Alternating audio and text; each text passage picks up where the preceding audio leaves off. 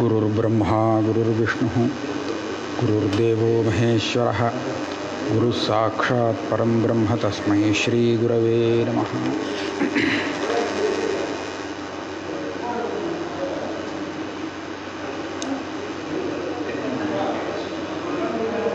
ஆபஸ்தம்ப தர்மசூத்திர சங்கிரகம் அப்படிங்கிற விஷயத்தில் பெரியவா பேச சொல்லியிருக்கா.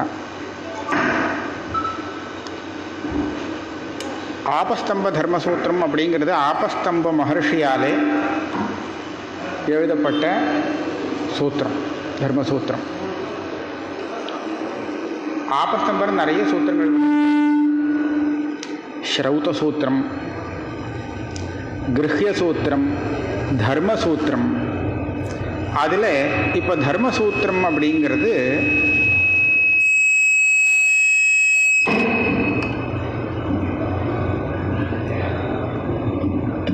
ரெண்டு பிரச்சனங்கள், ரெண்டு பாகம் பண்ணியிருக்கார். அதில் ரெண்டு பிரச்சனங்கள்னு சொல்கிறது வழக்கம். முதல் பிரச்சனம், ரெண்டாவது பிரச்சனம் அப்படின்னு. இதில் அவர் என்ன சொல்ல ஆரம்பிக்கிறாருன்னு கேட்டால், அதாத சாமயாச்சாரிகான் தர்மான் வியாக்கியாஸ்யாமஹ. இதுதான் முதல் சூத்திரம். அதாவது இதுக்கு முன்னாடி ஸ்ரௌத சூத்திரம் ஆயிடுத்து, கிருஹ்ய சூத்திரம் ஆயிடுத்து. கிருஹ்ய சூத்திரத்திலே நாம் செய்ய வேண்டிய கர்மாக்கள் எல்லாத்தையும் சொல்லி முடிச்சாச்சு. இனிமேல் சொல்ல வேண்டிய பாக்கி உள்ள தர்மங்கள் என்ன அப்படின்னு கேட்டால் அதைத்தான் சாமயாச்சாரிகான் தர்மான்னு சொல்கிறாங்க. இதுக்கு ஹரதத்தாச்சாரியர் வியாக்கியானம் பண்ணும்போது சொல்லியிருக்கார், இதுவரையில் எத்தனை தர்மங்கள் சொன்னோமோ அந்த எல்லா தர்மங்களும் இப்போ இந்த தர்மசூத்திரத்தில் சொல்லப்பட்ட தர்மத்தை அபேட்சிக்கிறது.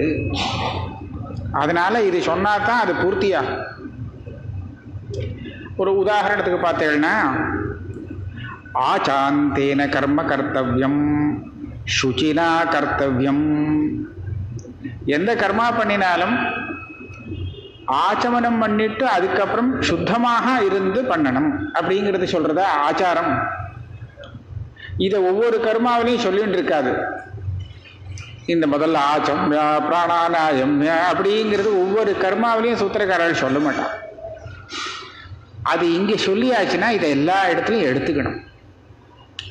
அதே மாதிரி எவ்வளவு பெரிய பெரிய தர்மங்கள் இருந்தாலும் சந்தியாவந்தனத்தை ஒழுங்காக பண்ணிட்டு அதுக்கு அப்புறம்தான் அவன் அந்த கர்மாவை செய்யணும். அப்போ அந்த சந்தியாவந்தனங்கிறது எங்கே சொல்லப்பட்டிருக்குன்னா இங்கே சொல்லப்பட்டிருக்கு.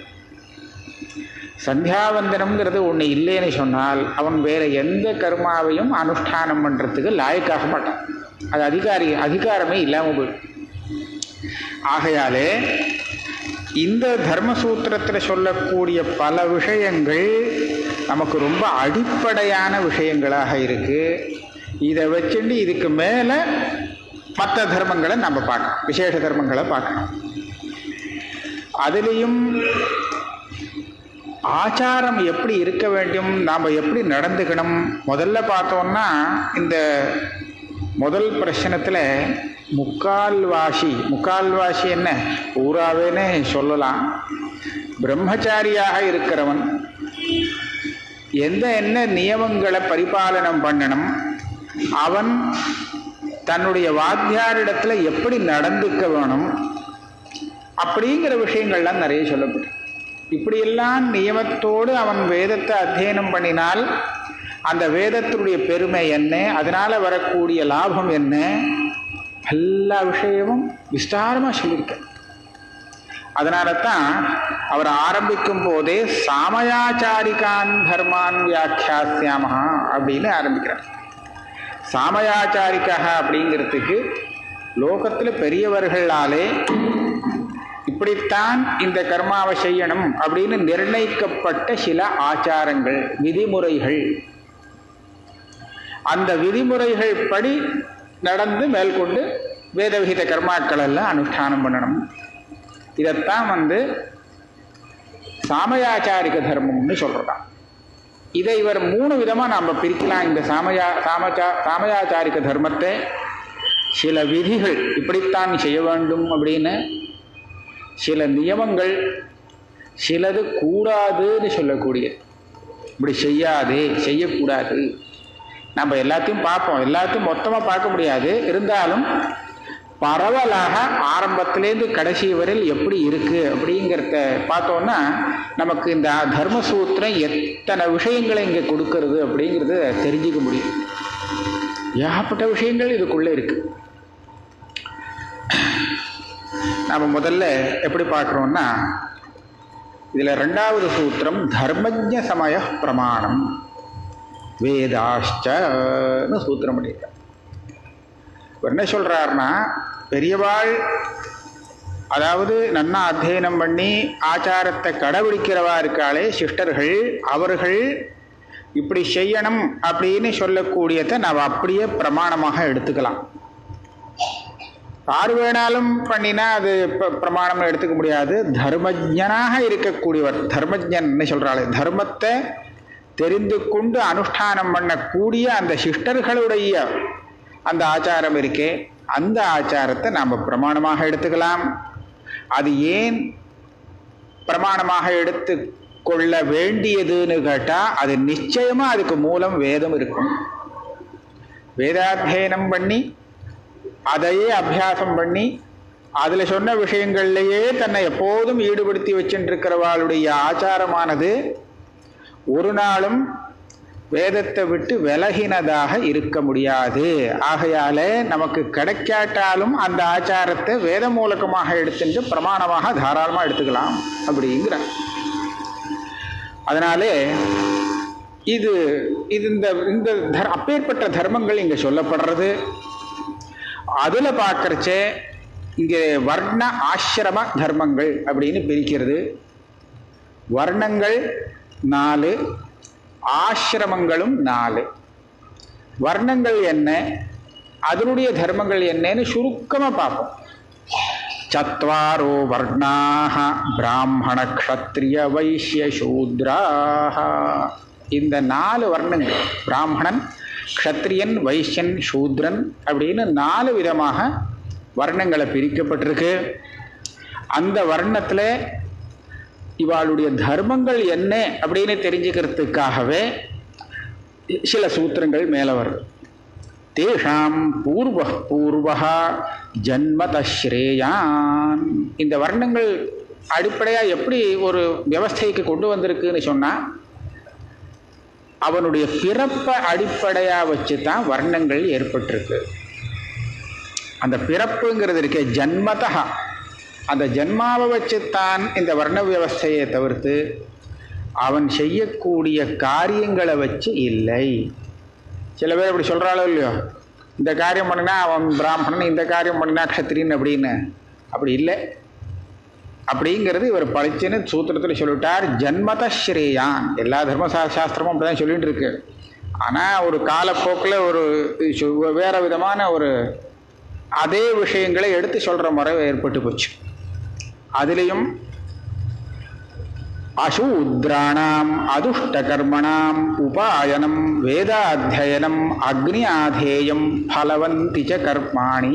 இந்த 4வது வர்ணம்னு சொல்லப்பட்டதே, இவனை விட்டுட்டு மற்ற வர்ணங்களுக்கு உபநயனம், வேதாத்தியனம், அக்னி ஆதானம், மற்ற பலவத்தான கர்மங்களும் தர்மமாகும் இது.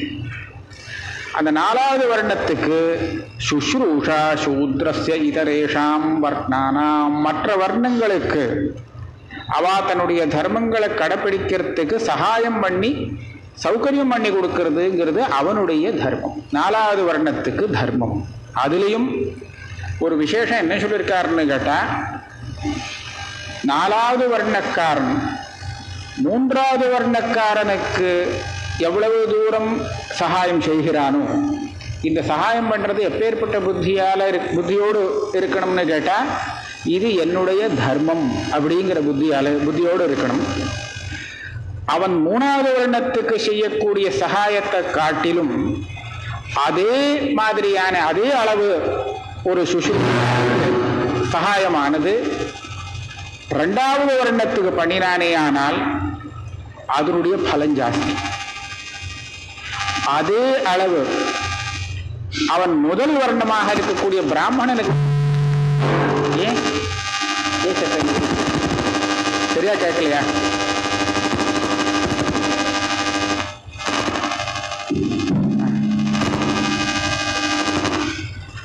அதான் முதல் வர்ணமாக இருக்கக்கூடிய பிராமணனுக்கு அதே அளவு அவன் சுஷ்ரூஷ பண்ணினால் அதை விட ஜாஸ்தியான பலம். அதுக்கு ஒரு சூத்திரம் சொல்லியிருக்கு, பூர்வஸ்மின் வர்ணே நிஸ்ரேயசம் பூயஹா.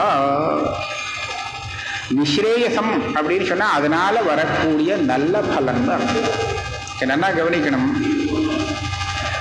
இந்த நான்காவது வர்ணத்தை சேர்ந்தவன் தன்னுடைய நிஸ்ரேயசம் ஒரு நல்ல பலத்துக்காகத்தான் இந்த சுஷ்ரூஷையை செய்கிறான். சுஷ்ரூஷையை அவன் தர்மம்னு நினைச்சு செய்யணுமே தவிர தான் இவாளுக்கு அடிமை, அவ நம்மளை வேலை வாங்குறாங்கிற எண்ணத்துல பண்ணினா பலமே இல்லை. அதனால்தான் எப்படி சொல்றதுன்னு கேட்டா, இவன் தன் தர்ம புத்தியாக இந்த காரியத்தை செய்யும் போது அதனால வரக்கூடியது அவனுக்கு நிஸ்ரேயசம்னு சொன்னா உத்தமமான ஒரு பலன் கிடைக்கும். அவனை என்ன சொல்றான்னு கேட்டாக்க, அவன் ரொம்ப உயர்ந்தவன் சொல்றான். அதனால உயர்ந்த சச்சூத்ரஹா அப்படிங்கிற வேற சொல்ல, சத்தனா உயர்ந்தவன் அப்படின்னு அர்த்தம். இப்படியாக வர்ண தர்மங்களை ரொம்ப சுருக்கமா நம்ம பார்த்தோம். இப்போ 3 வர்ணங்கள் இருக்கு. அந்த 3 வர்ணங்கள்ல உபநயனம் முதல்ல சொன்னார். உபநயனம்ங்கிறது முதல்ல செய்ய வேண்டிய சம்ஸ்காரம். உபநயனம் ஆனதுக்கு அப்புறம் இன்னும் நிறைய சம்ஸ்காரங்கள்லாம் இருக்கு, விவாக பரியந்தம் எல்லாம் இருக்கு. அதுக்கப்புறம் அக்னியாதானம். அக்னியாதானம்னு பண்ணியாச்சுன்னா அவன் ஆஹிதாக்னி ஆயிடுறான், அவனுக்கு ஸ்ரௌத்தமான அக்னி சித்திக்கிறது. அதுக்கப்புறம் அக்னியாதானமானதுக்கு அப்புறம் அவன் அதில் நிறைய இஷ்டிகள் யாகங்கள் இதெல்லாம் செய்கிறான். இப்படியெல்லாம் இருந்துட்டு இருக்கு இல்லையா? நாம் அவ்வளோ தூரம் போகிறது இல்லை. ஏன்னா அந்த ஸ்ரௌத தர்மங்கள்லாம் சொல்கிறதுக்கு ஸ்ரௌத சூத்திரங்கள்லாம் இருக்குது. நம்ம அடிப்படையாக உபநயனம் இருக்கே, அந்த உபநயனத்தை பற்றி சிலது சொல்லும். உபநயனத்தை பற்றி கிரஹ்ய சூத்திரத்தில் நிறைய சொல்லியிருக்கார். எந்த முறையில் எந்த கிரமத்தில் உபநயனங்கிற சம்ஸ்காரம் நடக்கணும் அப்படிங்கிறத அங்கே விவரித்து சொல்லியாச்சு. என்னென்ன மந்திரங்களை சொல்லி என்ன பண்ணணும் அப்படிங்கிறது. ஆனால் அதனுடைய சில பெருமைகள் இருக்கு, அதை இங்கே தர்மசூத்திரத்தில் எடுத்து சொல்கிறார். உபநயனம் வித்யார்த்தஸ்ய ஸ்ருதிதா சம்ஸ்காரா. உபநயனம் அப்படிங்கிற இந்த சம்ஸ்காரம் இருக்கே, இது நேரடியாக ஸ்ருதினா வேதத்தினாலேயே விதிக்கப்பட்ட ஒரு சம்ஸ்காரம். அதுவும் இந்த சம்ஸ்காரம் எதுக்காக அப்படின்னு கேட்டால், இந்த செய்ய வேண்டிய சம்ஸ்காரம் எதுக்கு? வித்யார்த்தஸ்ய.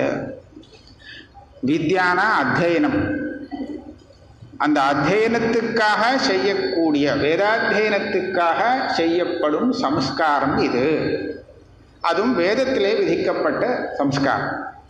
இது நம்ம ஸ்மிருதிகள்லேருந்து தெரிகின்ற அனுஷ்டானம் பண்ணினாலும் இந்த சம்ஸ்காரமானது வேதத்திலே வித்தியைக்காக சொல்லப்பட்ட சம்ஸ்காரம் இது அப்படின்னு ஆரம்பித்து என்ன சொல்கிறார்? இதில் இவனுக்கு பிரம்மோபதேசம்னு செய்யப்படுறது. பிரம்மோபதேசம்ங்கிறது என்ன?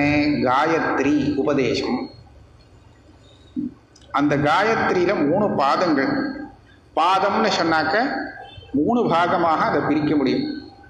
அந்த 3 பாகங்கள் இருக்கே, இந்த 3ம் ஒவ்வொரு வேதத்திலேருந்து எடுக்கப்பட்டது. ரிக்வேதம், யஜுர்வேதம், சாமவேதம் அப்படின்னு சொல்லக்கூடிய 3 வேதங்களுடைய சாரமாக அமைஞ்சிருக்கு காயத்ரி மந்திரம். சாவித்ரி அதான் சொல்றார், திரிப்ய ஏவது வேதேபியா சர்வேபியா வை வேதேபியா சாவித்ரி அனுச்சியதே இது பிராமணம் அப்படின்னு ஆபஸ்தம்பர் சொல்றார். எல்லா வேதத்தினுடைய சாரமாக இருக்கக்கூடியது அந்த மந்திரம்.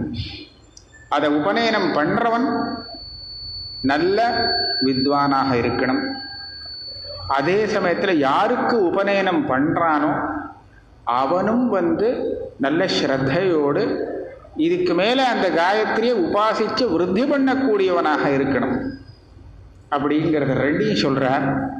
அப்படி பண்ணலேன்னு சொன்னால் யாரு உபநயனம் பண்ணி வைக்கிறானோ அவனிடத்திலேயே காயத்ரி இல்லை, அவனே அப்படின்னு இருந்தாலும், அல்லது உபநயனம் செய்யப்பட்டவன் அதை மறுபடியும் பாதுகாக்காம இருந்துட்டான் அப்படின்னு சொன்னால், அதுக்கு ஒரு உதாரணம் இவர் என்ன சொல்றார், இவன் ஒரு இருட்டில் இருக்கிறவன் வெளிச்சத்துக்கு வர விரும்பி ஒரு ஆச்சாரியனை அடைகிறான்.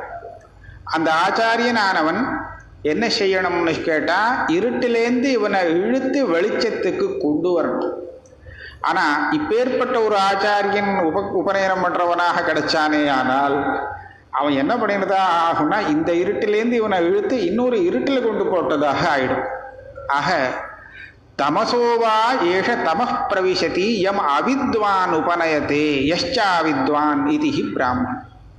ஆகையாலே இந்த மந்திரத்தை உபதேசம் பண்ணக்கூடியவன் அந்த மந்திரத்தை அவன் ஸ்வயம் அனுஷ்டானம் பண்ணக்கூடியவனாக இருந்தாகணும்.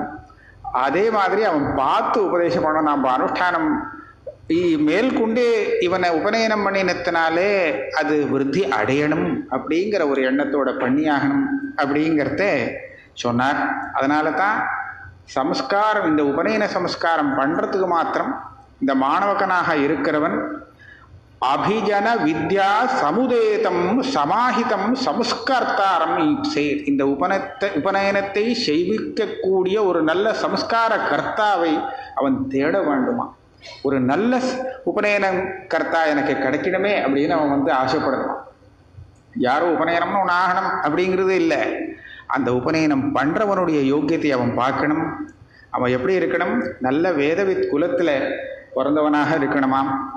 நல்ல வேதாத்தியனம் பண்ணி ஆச்சாரத்தோடு அனுஷ்டானத்தோடு இருக்கக்கூடியவனாக இருக்கணும். அப்படி இருந்தால் தான் அவனிடத்திலேருந்து இவன் கிரகிக்கின்ற அந்த மந்திரமானது இவனுக்கும் பலம் கொடுக்கும், மற்றவர்களுக்கும் பலத்தை கொடுக்கும். அதுக்காக அந்த உபநயனம் எப்படி இருக்கணும் அப்படிங்கிறத சொல்றார். ஆச்சாரியன் உபதேசம் பண்ணியாச்சுன்னா அந்த உபதேசம் பண்ணினவன் இந்த சிஷ்யனுக்கு ஆச்சாரியன் ஆகிறான்.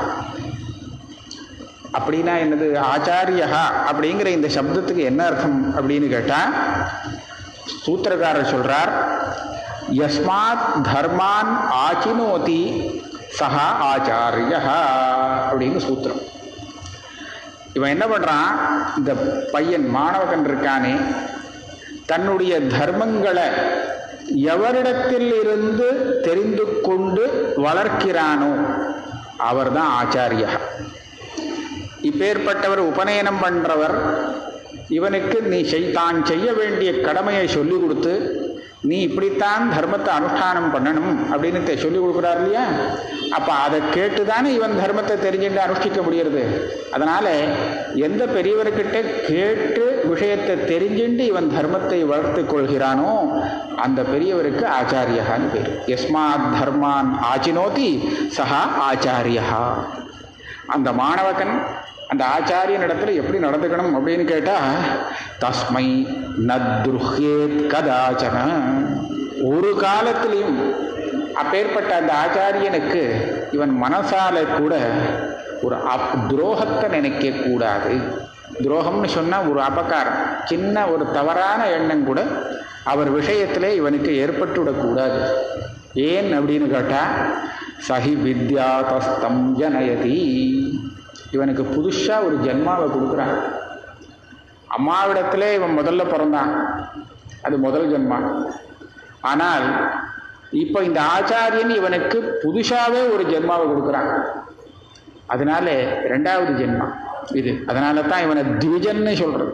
2 தடவை பிறந்தவன். 2 தடவைன்னு சொன்னா, ஒரு தடவை அம்மா கிட்ட நேரடியாக பிறந்தவன், அதுக்கப்புறம் ஆச்சாரியன் மூலமாக வித்தியைக்கு பிறந்தவன். வித்தியைங்கிறது இங்க அவர் உபதேசம் பண்ணக்கூடிய சாவித்ரி காயத்ரி மந்திரம். அந்த காயத்ரியே இவனுக்கு அம்மாவாக இருக்கிறாள். அதே சமயத்தில் அதை உபதேசிக்கக்கூடிய ஆச்சாரியன் பிதாவாக இருந்துருக்கா. அதனால இவனுக்கு ஒரு புது ஜென்மம் கிடைக்கிறது. அந்த முதல்ல ஏற்பட்ட ஜென்மத்தை காட்டிலும் இப்போது இவனுக்கு கிடைக்கக்கூடிய இந்த ஜென்மா இருக்கே, இது ரொம்ப உயர்ந்த ஜென்மங்கிற தச்ரேஷ்டன் ஜன்மா, ஏற்கனவே கிடைச்சது காட்டிலும் இது உயர்ந்த ஜென்மா. காரணம் என்னன்னா, ஷரீரமேவ மாதா பிதரவு ஜனயதா, அப்பாவும் அம்மாவும் அந்த உடம்பைத்தான் உண்டாக்கி கொடுத்தா. ஆனால் இவர் அவனுக்கு ஞானத்தை உண்டு பண்ணி கொடுக்கிறார், அதை உசக்தியாக்கி கொடுக்கிறார். இதை உபநயனம் பண்ண வேண்டிய காலங்கள் என்ன அப்படின்னு கேட்டால் 3 வருடங்களுக்கும் அதையும் சொல்லியிருக்கார். அது கிரக சூத்திரத்திலையும் நிறைய சொல்லியிருக்கார், அங்கேயும் சொல்லியிருக்கார், இங்கேயும் ரெண்டும் ஒரே சூத்திரம் தான், இவரே பண்ணின சூத்திரம் தான். வசந்தே பிராமணம் உபநயித கிரீஷ்மே ராஜன்யம் சரதி வைஷ்யம்.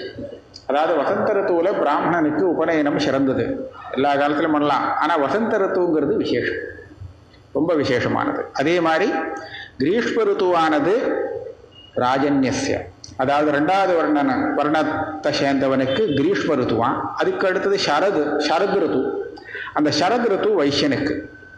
இன்னும் என்ன வயசுல அந்த பையனுக்கு இந்த உபதேசம் பண்ணணும் அப்படின்னு கேட்டால் கர்ப்பாஷ்டமேஷு பிராமணம். கர்ப்பத்தில் இருக்கிறத 1 வயசுன்னு கணக்கு பண்ணிட்டாக்க, வெளியில் வரத்துக்கு முன்னாடி 1 வயசுன்னு கணக்கு பண்ணிட்டோமானால் அதுலேருந்து கணக்கு பண்ணி 8வது வயசு, அதாவது பிறந்தத்துலேருந்து 7வது வயசாக இருக்கும்.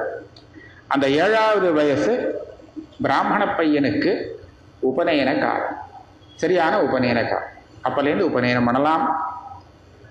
அதுக்கு மேலே 7, 8, 9 இந்த 3 இதுலேயும் பண்ணலாம்.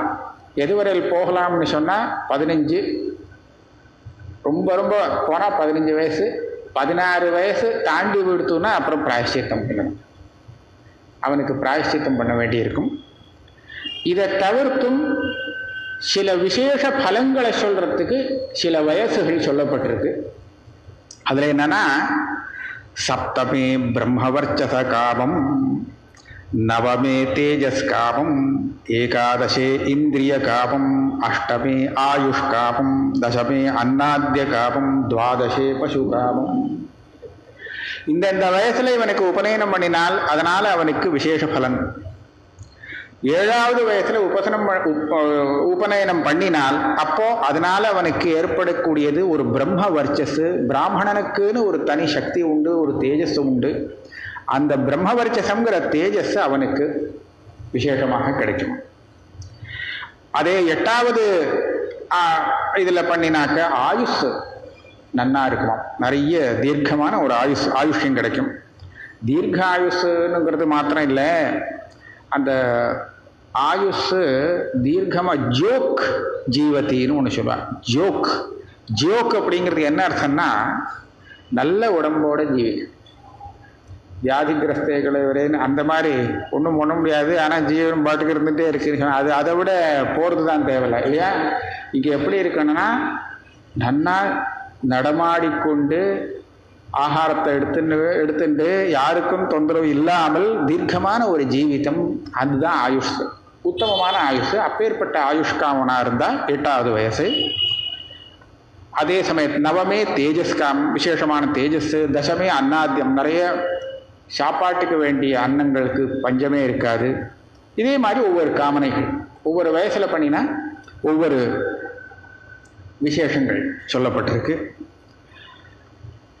ஆஷோடசாத் பிராமணஸ்ய, 16வது வயசுக்குள்ள இவனுக்கு உபநயனம் பிராமணனுக்கு செஞ்சுடணும்.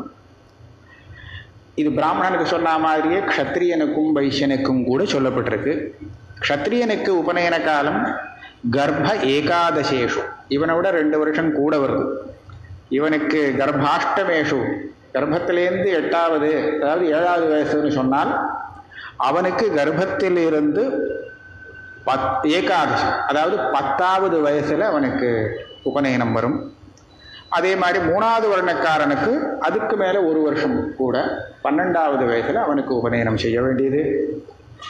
16 வயசுக்குள்ள உபநயனம் ஆகணும் பிராமணனுக்கு. 22 வயசு முடியறதுக்குள்ள க்ஷத்ரியனுக்கு உபநயனம் ஆயிடணும்.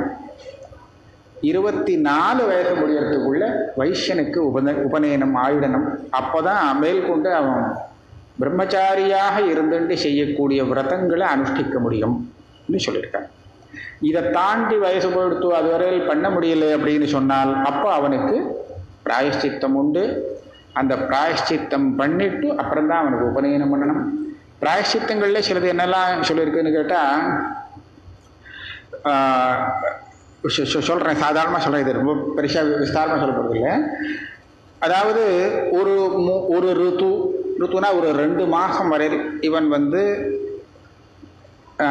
அந்த பிரம்மச்சாரி எந்த தர்மங்களை கடைப்பிடிக்கணுமோ அந்த தர்மங்களெல்லாம் கடைப்பிடிச்சுட்டு அப்படியே இருக்கணும். அதுக்கப்புறம் அவனுக்கு உபநயனம் ஆனதுக்கப்புறம் உடனே அவனுக்கு வேதம் சொல்லிக் கொடுக்கக்கூடாதான். அதுக்கப்புறம் 1 வருஷ காலம் அவன் இந்த தர்மங்களுக்கு அனுஷ்டானம் பண்ணி கடைபிடிக்கணும். அதுக்கப்புறம் அத்தியாபியா, அதுக்கப்புறம் தான் வேதாத்தியனம் செய்யறதுக்கு அவனுக்கு அதிகாரம் வருது. அதாவது காலம் தாண்டி போயிடுத்துன்னு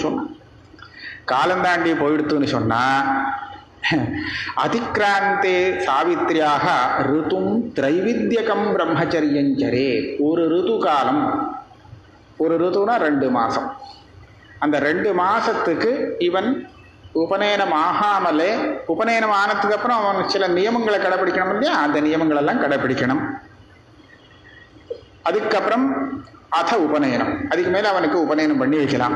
உபநயனம் பண்ணினதுக்கு அப்புறம் தத சம்வத்சரம் உதகோபஸ்பர்சம், 1 சம்வத்சரம் 1 வருஷ காலம் அவன் என்ன பண்ணான்னா ஸ்நானாதிகளை நியத்தமாக பண்ணிட்டு இருக்கான். வேதாத்தியனம் பண்ணுறதுக்கு அவனுக்கு உடனே அதிகாரம் வருது கிடையாது. அதனால 3 வேளை அவன் ஸ்நானம் பண்ணிட்டு அந்த தபசை பண்ணிட்டு இருக்க வேண்டியது. அத்தியாபியம் இந்த மாதிரி அவன் பண்ணிட்டான்னா அதுக்கு மேலே அவனுக்கு வேதம் சொல்லிக் கொடுக்கலாம். ஏன்னா வித்யார்த்தசேன்னு சொல்லி இப்படிதானே சொல்லியிருக்கு. அது மாத்திரம் இல்லை, ஒரு சில சமயம் இந்த மாதிரி கூட நடந்துவிடலாம். இப்பெல்லாம் நிறைய நடக்கிறது. அப்பாவுக்கு உபநயனம் ஆகலை, தாத்தாவுக்கு உபநயனம் ஆகலை அப்படின்னு சொன்னால் இப்போ என்ன பண்ணுறது? அப்படி இவனுக்கு ஸ்ரத்தை இருக்குது, அந்த மாதிரிலாம் நடக்கிறது. அப்படி நடந்தால் அது என்ன ஆகுதுன்னா பிரம்ம சம்ஸ்துதா, பிரம்மஹத்திய பண்ணினவன் சொல்ல, பிரம்மஹத்திய பண்ணினத்துக்கு சமானம் இந்த தோஷம். அதனால அவளுக்கு கிட்ட நம்ம வேதாத்தியனத்தை சொல்லவே முடியாது, அதை பேசவே முடியாது. அதை பற்றி அவளோடு விவகாரத்தை நிறுத்திக்க வேண்டியதுதான் அப்படின்னு சொல்கிறார். எப்போ பிராயஷ்சித்தம் பண்ணிக்கலே அப்படின்னு சொன்னான். நாமளா பலாத்காரமாக போய் அவளை பிராயஷ்சித்தம் பண்ணி சொல்லிக்க வேண்டிய அவசியம் இல்லை. அவளே விரும்பி பிராயஷ்சித்தம் பண்ணினா அப்போ சரி, பிராயஷ்சித்தம் பண்ணதுக்கு சொல்லலாம் அப்படிங்கிறது இருக்கு. இதோட நான் இந்த விஷயத்தை இந்த மாதிரி நிறுத்திக்கிறேன். இதோட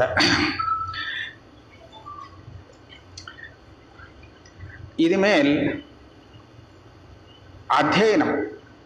அத்தியனத்துக்கு இந்த பிரம்மச்சாரி சில நியமங்களை கடைபிடிக்கணும் அப்படின்னு சொன்னோம் இல்லையா, அதில் என்னென்ன நியமங்களை இவன் கடைபிடிக்கணும் அப்படிங்கிறது இங்கே சொல்லப்படுறது.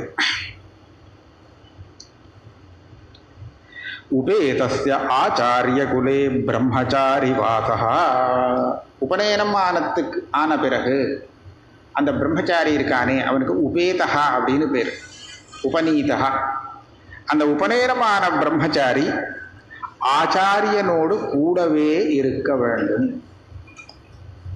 அவன் பாடி இவன் ஒரு இடத்துல ஆச்சாரியம் ஒரு இடத்துல இல்லை, ஆச்சாரியனோடு கூட இருக்கணும்னு ஒரு நியமமா சகவாசம்.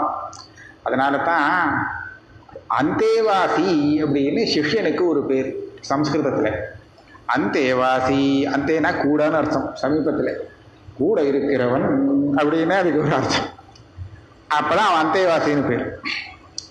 எத்தனை வருஷம் கூட இருக்கணும்? அப்படி 4 வேதம் படிக்கணுமா? ஒரு வேதம் படிக்கிறதுக்கு 12 வருஷம் அப்படின்னு வச்சுட்டோம்னா 48 வருஷம் அப்படின்னு கணக்கில் வரும். ஆனால் அது சாத்தியப்படாது இல்லையா, கஷ்டம். அப்புறம் அதை குறைக்கிறார். இந்த 48ல் ஒரு 12 கழிங்கோ, ஒரு பாதம் 4 பாதமாக 12 12 12 12 4ஆக வந்த 48, ஒரு 12 குறைங்கோ பாதூனம் 36 வச்சுக்கலாம். இல்லை அதுவும் சாத்தியப்படாது. அர்த்தேனா பாதியாக வச்சுக்கோ 24 வருஷம். இல்லை அதுவும் சரிப்பட்டு வராது. 3 பாதங்களை கட்டி ஒரு பாதமாவது வச்சுக்கோ 12 வருஷம் அப்படின்னு. 12 வருஷத்துக்கு இது ரொம்ப குறைஞ்சபட்சமாக, இதை விட குறைக்கக்கூடாது. ஆனால் எல்லா வேதமும் படிக்கிறது, மொத்தம் 4 வேதம் படிக்கிறதுக்கு உண்டான காலத்தை அவர் சொல்கிறார் பிரம்மச்சரிய வாசத்தை. இப்படி 12 வருஷம்னு சொல்கிறச்ச கூட ஒவ்வொரு வேதத்துக்கும் அவன் 3 வருஷங்கள் தேவைப்படும். 4 வேதம் அவன் பூரா படித்து முடிக்கிறதுக்கு 3 வருஷங்கள் அவனுக்கு தேவைப்படுறது. 3 வருஷம்தான் ஒரு வேதத்துக்கு அவன் எடுத்துட்டு இருக்கான். ரொம்ப புத்திசாலியாக இருந்தால் இந்த மாதிரி பண்ணலாம். அது மாத்திரம் இல்லை, எவ்வளவு பெரிய மகா புத்திசாலியாக இருந்தாலும் இந்த 3 வருஷமாவது அவன் பிரம்மச்சரியத்தை நியமங்களை கடைப்பிடிச்சு அந்த வேதத்தை கிரகிக்கணும். வேற என்ன புத்திசாலியாக இருக்கேன் நெட்ருவாக இருக்குதுன்னு சொல்லி நெட்ரு பண்ணினா அது வராது, சரியாக வராதுன்னு மேற்கொண்டு சொல்லியிருக்காங்க. அத பிரம்மச்சரிய விதி. பிரம்மச்சரிய விதியில் இவனுடைய முதல் கடமை என்ன? சிஷ்யனுடைய முதல் கடமை என்னன்னா, ஆச்சாரியாதீன ஸ்யாத் அந்யத்ர பதனீயேப்யா. ஆச்சாரியனுக்கு அதீனமாக இவன் நடந்து கொள்ள வேண்டும். அவன் சொன்னத்தை கேட்க வேண்டும். அவன் சொன்னத்தை கேட்கணும்னா எதவனாலும் கேட்கலாமா அப்படின்னு கேட்டால் அந்யத்ர பதனீயேப்யா. ஆச்சாரியன் கோபப்பட்டு ஏதோ ஒரு காரணம், துவேஷம், ராகத்வேஷம் எல்லா இடத்துலையும் தான் இருக்குது, அதனால் சில காரியங்கள் இப்படி செய் அப்படின்னு அவன் சொன்னாலும் இந்த மாதிரி சில காரியங்களை செய்யக்கூடாது. எந்த மாதிரி காரியங்கள்? பதனீயம்னு சில கர்மம். எந்த காரியங்களை செஞ்சத்தினாலே இவன் பதிதனாகி விடுகிறானோ அப்பேற்பட்ட காரியத்தை ஆச்சாரியனே செய் என்று சொன்னாலும் இவன் செய்யக்கூடாது. அப்போ என்ன சொல்லணும்? ஆச்சாரியன் மாதிரி சொல்லிவிட்டா இன்னும் வச்சுங்களேன், செய்யக்கூடாத காரியம் ஏதோ கோபம், இந்த மாதிரி அவனை கொல்லு அப்படின்னு சொல்லிவிட்டான்னு வச்சுங்களேன், யாரையோ ஒரு தனக்கு பிடிக்காதவனை இவனை போய் கொலை பண்ணிட்டு வாட்டி சொன்னாங்க. அந்த மாதிரி ஒரு கதை வருது இல்லையோ. இப்போ பரசுராமர் ஜமதக்னி தன்னுடைய மனைவிகிட்ட ஏதோ ஒரு தப்பான எண்ணம் வந்துருத்தவருக்கு, அதனால் பிள்ளையை கூப்பிட்டு வதம் பண்ணிவிடுவோம்ட்டான். இவர் பார்த்தார், சொன்னத்தை பண்ணிவிடுவோம், ஏன்னா அப்பாவுக்கு அந்த சக்தி உண்டு, நான் இப்போ கொலை பண்ணிவிட்டாலும் மறுபடியும் கேட்டால் வர வச்சுருவார் அப்படிங்கிற தைரியம் இருந்தது. பண்ணிவிட்டார் அந்த பையன். பண்ணினதுக்கப்புறம் அவர் சந்தோஷப்பட்டு, நான் சொன்னதை கேட்டேன், எனக்கு ரொம்ப சந்தோஷமாக இருக்குது, நீ என்ன கேட்குறது நான் கொடுக்குறேன், கேளு, வரங்கேளுன்னு. எங்கள் அம்மா உயிரோடு வரணும்னு சொன்னால் வந்துட்டேன், சரியாக போச்சு. அதனால் பார்த்துக்கணும் இந்த மாதிரி. அதனால் இப்பேற்பட்ட கர்மாக்களை அவர் பண்ண சொல்லலாருன்னா அப்போ என்ன சொல்லணுமா? நான் பண்ண மாட்டேன்னு கடுமையாக பேசிவிடப்படாதான். ஹிதகாரி குருஹோ அப்பிரதிலோமயன் வாச்சா. குருக்கிட்ட ரொம்ப வினயத்தோடு ஹிதத்தை எடுத்து சொல்லணுமா. எப்படி ஹிதத்தை சொல்லணும்? கிட்ட போய் அவருக்கு இவன் பிரதிகூலமாக பேசலான்னு அப்படிங்கிற ஒரு எண்ணமே வரக்கூடாது. நான் சொன்னேன் கேட்கல பாரு, எப்போ அந்த மாதிரி எண்ணம் வரும் தெரியுமோ? இவன் எதிர்த்து பேசிட்டான்னு வச்சுக்கோ, என்ன நீ என்ன பெரிய ஆச்சாரியன்னு சொல்கிற, அபத்தமான காரியங்கள்லாம் பண்ண சொல்கிறீ, அப்படி ஏதாவது பேசிட்டான்னு வச்சுங்களேன், அவ்வளோதான், சட்டதான், அப்புறம் சரியா வராது. இல்லை இந்த மாதிரி பண்ணாமல் இருக்கலாமே அப்படின்னு நைஸாக எடுத்து சொல்லணும். நியாயம் படவுரை அப்படின்னு சொல்லி ஜாக்கிரதையாக எடுத்து சொல்லி அந்த அவர்கிட்ட இது வேண்டாம், இந்த மாதிரி பண்ண வேண்டாம், வேறு ஏதாவது பண்ணலாம் அப்படின்னு எடுத்து சொல்லணும். எப்படி விவகாரம் பண்ணணுங்கிறத எடுத்து சொல்லியிருக்கா. இந்த மாதிரி ஏகப்பட்ட சூத்திரங்கள் இருக்கு.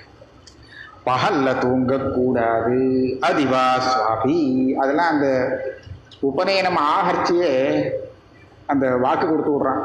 ஆச்சாரியன் சொல்கிறான் இந்த மாதிரி இருக்கணும், ஆஹா பாகம் பாகம் அப்படின்னு சொல்லிட்டு வராலும் இல்லையா அந்த பையன், அதான் அப்படியே செய்கிறேன்னு அப்போ ஒத்துன்னு விடுறான். அந்த விஷயங்கள்லாம் வரிசையாக வருது. ஒரு சமயத்திலும் தன்னுடைய பிரசம்சை பண்ணிவிடப்படாத, தான் ரொம்ப உயர்ந்தவன் அப்படிங்கிற மாதிரியான ஒரு வெளியில் தெரியவே கூடாது. பிரம்மச்சாரியாக இருக்கிறவன் ஒரு பெரிய ஃபங்க்ஷன்லாம் நடக்கிறது, உற்சவம் நடக்கிறதுன்னு சொன்னால் அதிலெல்லாம் போய் தன்னை வெளிப்படுத்திக்கவே கூடாது அப்படிங்கிறது இங்கே சொல்லப்பட்டிருக்கு. அதனால அவன் ரொம்ப பொறுமையாக வெளியிலே தன்னுடைய விதி முடிகிற வரைக்கும் அந்த குருவை விட்டு விலகி வெளியில் வரக்கூடாது. இதுதான் சங்கேபமாக சொல்ல போச்சு அவனுடைய தர்மங்கள். அதுக்கப்புறம் பார்த்தோம்னா இன்னும் சில ஆச்சார விஷயங்கள் இருக்கு. ஆச்சார விஷயத்தில்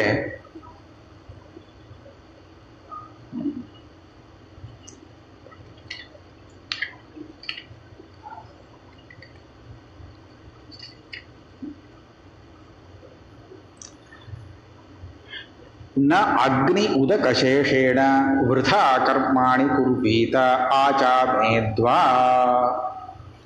சந்தியாவனம் பண்ணுறான், சமிதாதானம் பண்ணுறான். ஒரு பஞ்சபாத்திரத்தில் ஜலம், எல்லா காரியத்துக்கும் நம்ம ஜலம் வேணும். பஞ்சபாத்திரத்தில் ஜலத்தை எடுத்துக்கிறான். பஞ்சபாத்திரத்தில் எடுத்துட்ட ஜலம் மிஞ்சிருக்கு. சமிதானம் பண்ணினதுக்கப்புறம் அந்த உதகம் ஜலமானது மிச்சம் இருக்குது. அப்போ இந்த மிச்சமான ஜலம் இருக்கு, இதை என்ன பண்ணலாம்? இதை வச்சுட்டு வேற இன்னொரு கர்மா பண்ணலாமா அப்படின்னா பண்ணக்கூடாது. அனாவசியமாக ஏதாவது விளையாட்டுக்கு அதை உபயோகப்படுத்தலாமா? அதுவும் கூடாது. அதில் ஆச்சமனமும் பண்ணக்கூடாது. ஆக ந அக்னி உதக சேஷேன, அக்னி காரியத்துக்கு உபயோகப்படுத்தப்பட்ட அந்த ஜலத்தினாலே ந விருதா கர்மாணி, வியர்த்தமான ஒரு கர்மாவை செய்யக்கூடாது. அதுலேருந்து எடுத்த ஆச்சமனமும் செய்யக்கூடாது. அப்படிங்கிறதுலாம் இது ஆச்சாரம். இந்த எப்படி எப்படி இருக்கணும் அப்படிங்கிறது சொல்றது. எந்த பக்கம் பார்த்து கால் அலம்பணும், எந்த பக்கம் பார்த்து இவன் சாப்பிடணும் அப்படிங்கிற விஷயங்கள்லாம் சொல்லிக் கொடுக்கறதுங்கிறது இருக்கே, இதெல்லாம் ஆச்சாரம்னு சொல்லப்படும். தர்மம்ங்கிறது விகிதமான புண்ணிய கர்மாக்கள் பண்றது. ஆனால் அந்த மாதிரி புண்ணிய கர்மாக்கள் பண்றதுக்கு இந்த ஆச்சாரம் கூட இருந்தால்தான் அந்த புண்ணிய கர்மா நன்றாக இவனுக்கு பலிக்கும். அதுக்காக இதெல்லாம் கூட சேர்த்துக்கணும் இந்த நியமங்களை. அதுதான், அதனால தானே சாமயாச்சாரிக்கான்னே ஆரம்பிச்சிருக்கார் இந்த இதில். அதனாலே இவன் என்னென்ன காரியங்கள் செய்யக்கூடாது, எப்படி செய்யணும் அப்படிங்கிற விஷயங்கள் வரிசையாக நிறைய சொல்லிட்டு வரார். ஒத்த கையால் இடது கையில் ஜலத்தை வச்சுட்டு ஆச்சமனம் பண்ணக்கூடாது அப்படின்னு ஒன்று சொல்கிறார். ஜலத்தை இவன் எடுத்துட்டு வரைச்ச ரெண்டு கையால் தான் எடுத்துட்டு வரணும். அப்பேற்பட்ட ஜலத்தினால ஆச்சமனம் பண்ணணும் அப்படிங்கிற சில நியமங்கள் சொல்கிறார். இவன் அஹரஹா ஆச்சாரியம் கோபாயே தர்மார்த்த யுக்தை கர்மபிகி, இவனை தூங்கக்கூடாதுன்னு ஒரு இடத்துல சொல்கிறார். தூங்கக்கூடாது அப்படின்னு சொன்னால் அது சாத்தியமோ? சின்ன பையன் வேற, இவன் தூங்கக்கூடாதுன்னு சொன்னால் அது எப்படி ரொம்ப கஷ்டமானா இருக்குது அப்படின்னு கேட்டால், ஆச்சாரியன் தூங்கிறதுக்கு பிற்பாடு தூங்கி ஆச்சாரியன் எழுந்துக்கிறதுக்கு முன்னாடியே இவன் ஏந்திருண்டுட்டான்னா இவன் தூங்கினாலும் தூங்காதவன் ஆவான் அப்படின்னு ஒரு விஷயம். இவன் தூங்கினவனே இல்லை, தூங்காதவன் ஆவான். அதனால அப்பேற்பட்ட தூக்கம் இல்லாதவனாக இவனை வச்சுக்கணும். தன்னை வச்சுக்க வேண்டியது தூக்கமே இல்லைங்கிற, சுத்தமாக தூக்கம் இல்லைங்கிறது இல்லை. அவர் படுக்க போகிறதுக்கு முன்னாடி தான் படுத்துன்னு விடக்கூடாது. அவர் முழிச்சுக்கிறதுக்கு முன்னாடி தான் முழிச்சுக்கணும். கூடவே ஆச்சாரியன் இருந்துட்டு இருக்கணும், சுஷ்ரூஷ பண்ணிட்டு இருக்கணும். அப்படிங்கிற அர்த்தத்தில் இவன் தூங்காதவன் அப்படின்னு சொல்லப்பட்டிருக்கு. அப்படிங்கிற விஷயங்கள்லாம் சொல்லியிருக்கு. அவர் சொன்னதை பூர்ணமாக கேட்கணும். அவர் எப்போ பாடத்துக்கு கூப்பிடுறாருன்னு காத்துட்டு இருந்து அவர் கூப்பிட்டு இவன் போகணுமா பாடத்துக்கு. புத்தகம் எடுத்துட்டு வா, தந்தை சொல்கிறேன் அப்படின்னு சொன்னார்னா அதுக்கப்புறம் இவன் எடுத்துகிட்டு போனோம். நிர்பந்தப்படுத்தக்கூடாது. இந்த டைம் கொடுத்தனா அங்கே போய் நின்றுட்டு எனக்கு பாடம் சொல்லிக் கொடுப்போம், பாடம் சொல்லிக் கொடுப்போம்னு நிர்பந்தம் கூட பண்ணக்கூடாது அப்படிங்கிற நியமங்கள்லாம் சொல்லியிருக்கு. அதுக்கு மேலே இன்னும் பார்த்தோன்னா இவன் எப்போ அனத்தியாயங்கள் எப்பெல்லாம் படிக்கக்கூடாதுன்னு ஏகப்பட்ட லிஸ்ட்டு. வேதாத்தியனம் பண்ணுறதுக்கு இந்த மாதிரி இருந்தால் அந்த சமயத்தில் அனத்தியாயம்னு சொல்லியிருக்கு. பயங்கரமாக இருக்குது. அதெல்லாம் படித்தாலே நமக்கு கஷ்டமாக இருக்குது. இவ்வளவு நாள் அவன் படிக்காமல் இருந்தான்னா எப்படி தான் அவனுக்கு படிப்பு முடியுங்கிறது சந்தேகம் வேறு வருது. ஏன்னா எப்போ ஏதாவது ஒன்று நிற்கும் அனத்தியாயத்துக்கு. அதனால் இதில் சொல்லியிருக்கிற அனத்தியாயங்களெல்லாம் பார்த்தோன்னா ரொம்ப சிரமமாக தான் இருக்குது. அப்படின்னா அந்த காலத்தில் இதெல்லாம் சரியாக இருந்தது. இந்த அனத்தியாயங்கள்லாம் பார்க்கும்படியான ஒரு காலம் இருந்தது அப்படிங்கிறத இந்த தர்மசூத்திரம் படிக்கிறதுலேருந்து நம்ம தெரிஞ்சுக்க முடியறது. ஆனால் இப்போ அந்த மாதிரி பண்ண முடியாதுங்கிறதும் சொல்லலாம். அது மாத்திரம் இல்லை, இந்த நியமங்களை நாம் ஏன் ரொம்ப ஜாக்கிரதையாக கடைபிடிக்கணும் அப்படின்னு ஒரு சூத்திரம் பண்ணியிருக்கார். இந்த நியமங்களை பல பேர் மகர்ஷிகளே கடைபிடிக்காமலே இருந்திருக்காங்கிறதும் கதையில தெரியுது. கதை வழியா பார்க்கும்போது அவள் ஏதோ பெரிய தபஸெல்லாம் பண்ணினா அந்த தபஸ்னாலே அவளுக்கு வேதம் வந்து கொடுத்து எல்லா வேதமும் உனக்கு வந்து விடும் பாரு அப்படின்னு அவள் ஏதோ வரம் கொடுத்தா அவனுக்கு வந்து கொடுத்துன்னு எல்லாம் வருது. ஆனால் நமக்கு அப்படி வராது. நமக்குன்னா அப்படி படிச்சாதான் வருமா. அது சொல்றார், தது அதிக்கிரமே வித்யா கர்ம நிஸ்ரவதி பிரம்மா சக அபத்தியாதேதஸ்மா. இவனுக்கு சொல்லப்பட்ட இந்த நியமங்கள்லாம் எதுக்காக சொல்லப்பட்டிருக்குன்னு சொன்னால் இவனை ஒரு அடிமையாக வச்சுக்கணுங்கிறதுக்காக சொல்லப்படலை. இந்த நியமங்கள் இல்லாமல் அவன் அந்த வித்தியை கிரகித்து கொண்டானே ஆனால் அந்த வித்தியானது ஒழுகி போயிடும். ஓட்டை குடத்துல ஜலத்தை வச்சோன்னா அது என்ன ஆகிடும், கொஞ்ச நேரம் அப்புறம் பார்த்தா இருக்காது, ஒன்றும் இருக்காதுங்க, பாக்கி இருக்காதோ இல்லையோ, ஒழுகி போயிடும். நிஸ்ரவதி, போனா போயிடுமா. அது மாத்திரம் இல்லை, இவனுடைய வேதத்தை மாத்திரம் அது வந்து போக்கடிச்சு விடாது. சக அபத்தியாத் ஏ தஸ்மாத். இவனுடைய அபத்தியம்னு சொன்னா மேற்கொண்டு வரக்கூடிய வம்சம், அந்த வம்சத்திலேருந்தே வேதத்தை காலி பண்ணி விட்டுடுவான். அதனால நியமத்தோடு இவன் அத்தியனம் பண்ணினாத்தான் அதை சம்ரக்ஷணம் பண்ண முடியும் வேதத்தை. இவனுடைய வம்சமும் அதே வேதத்தை படித்து மறுபடியும் அந்த சம்ரக்ஷணம் பண்றதுக்கு ஒரு சக்தி உள்ளதாக இருக்கும். இவனே இந்த நியமத்தெல்லாம் விட்டுட்டான்னு சொல்லியாச்சுன்னா இவங்கிட்டேருந்தே அது ஒழுகி போயிடும், வேதம் வழி போயிடும். அதுக்கப்புறம் இவனுடைய பரம்பரையில் அது எங்கே காக்கப்பட போகிறது. ஆக அதனால ரொம்ப ஜாக்கிரதையாக நியமங்களை கடைபிடிக்கணும்.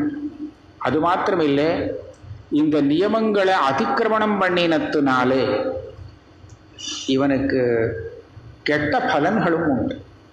கர்த்தபத்தியம் அனாயுஷ்யஞ்ச.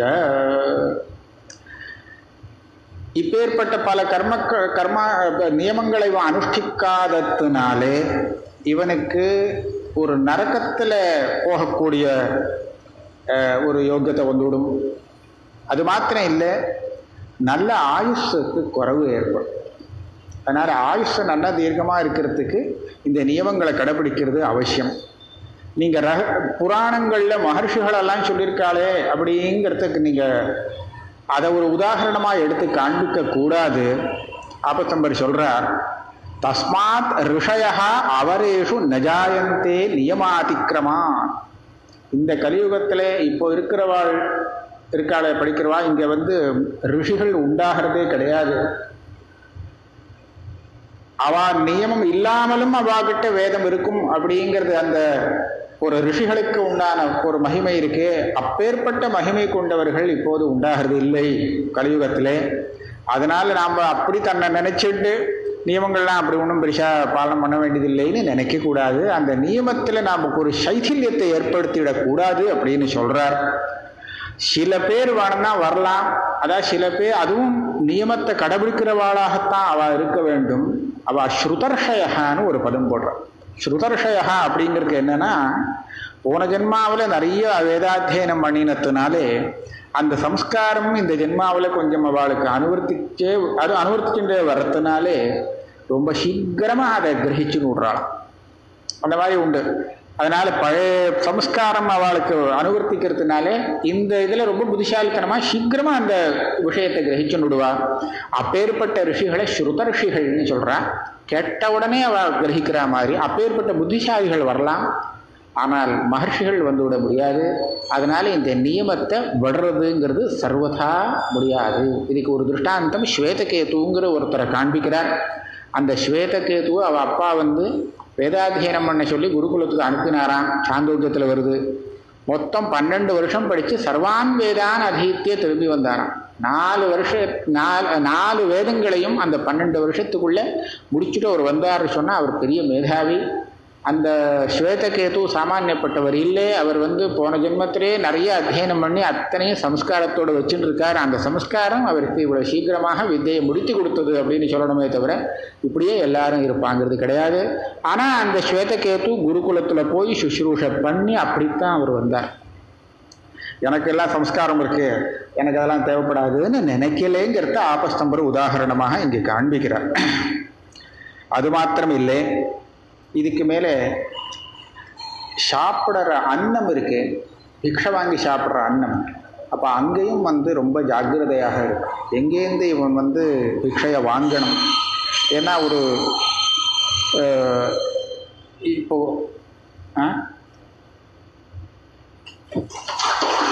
அன்னத்தினாலேயே இவனுக்கு பல தோஷங்கள் வர்றதுக்கு வாய்ப்பு இருக்கு. ஏன்னா யாரு அந்த அன்னத்தை கொடுக்குறாளோ அவ எப்பேற்பட்டவாளா இருப்பாங்கிறது நமக்கு ஒன்றும் தெரியாது. அதனால அந்த அன்னம் நம்ம வாங்கிக்கும் போது ரொம்ப ஜாக்கிரதையாக இதை பார்த்து பிக்ஷை வாங்கணும் அப்படிங்கிறது சொல்றது.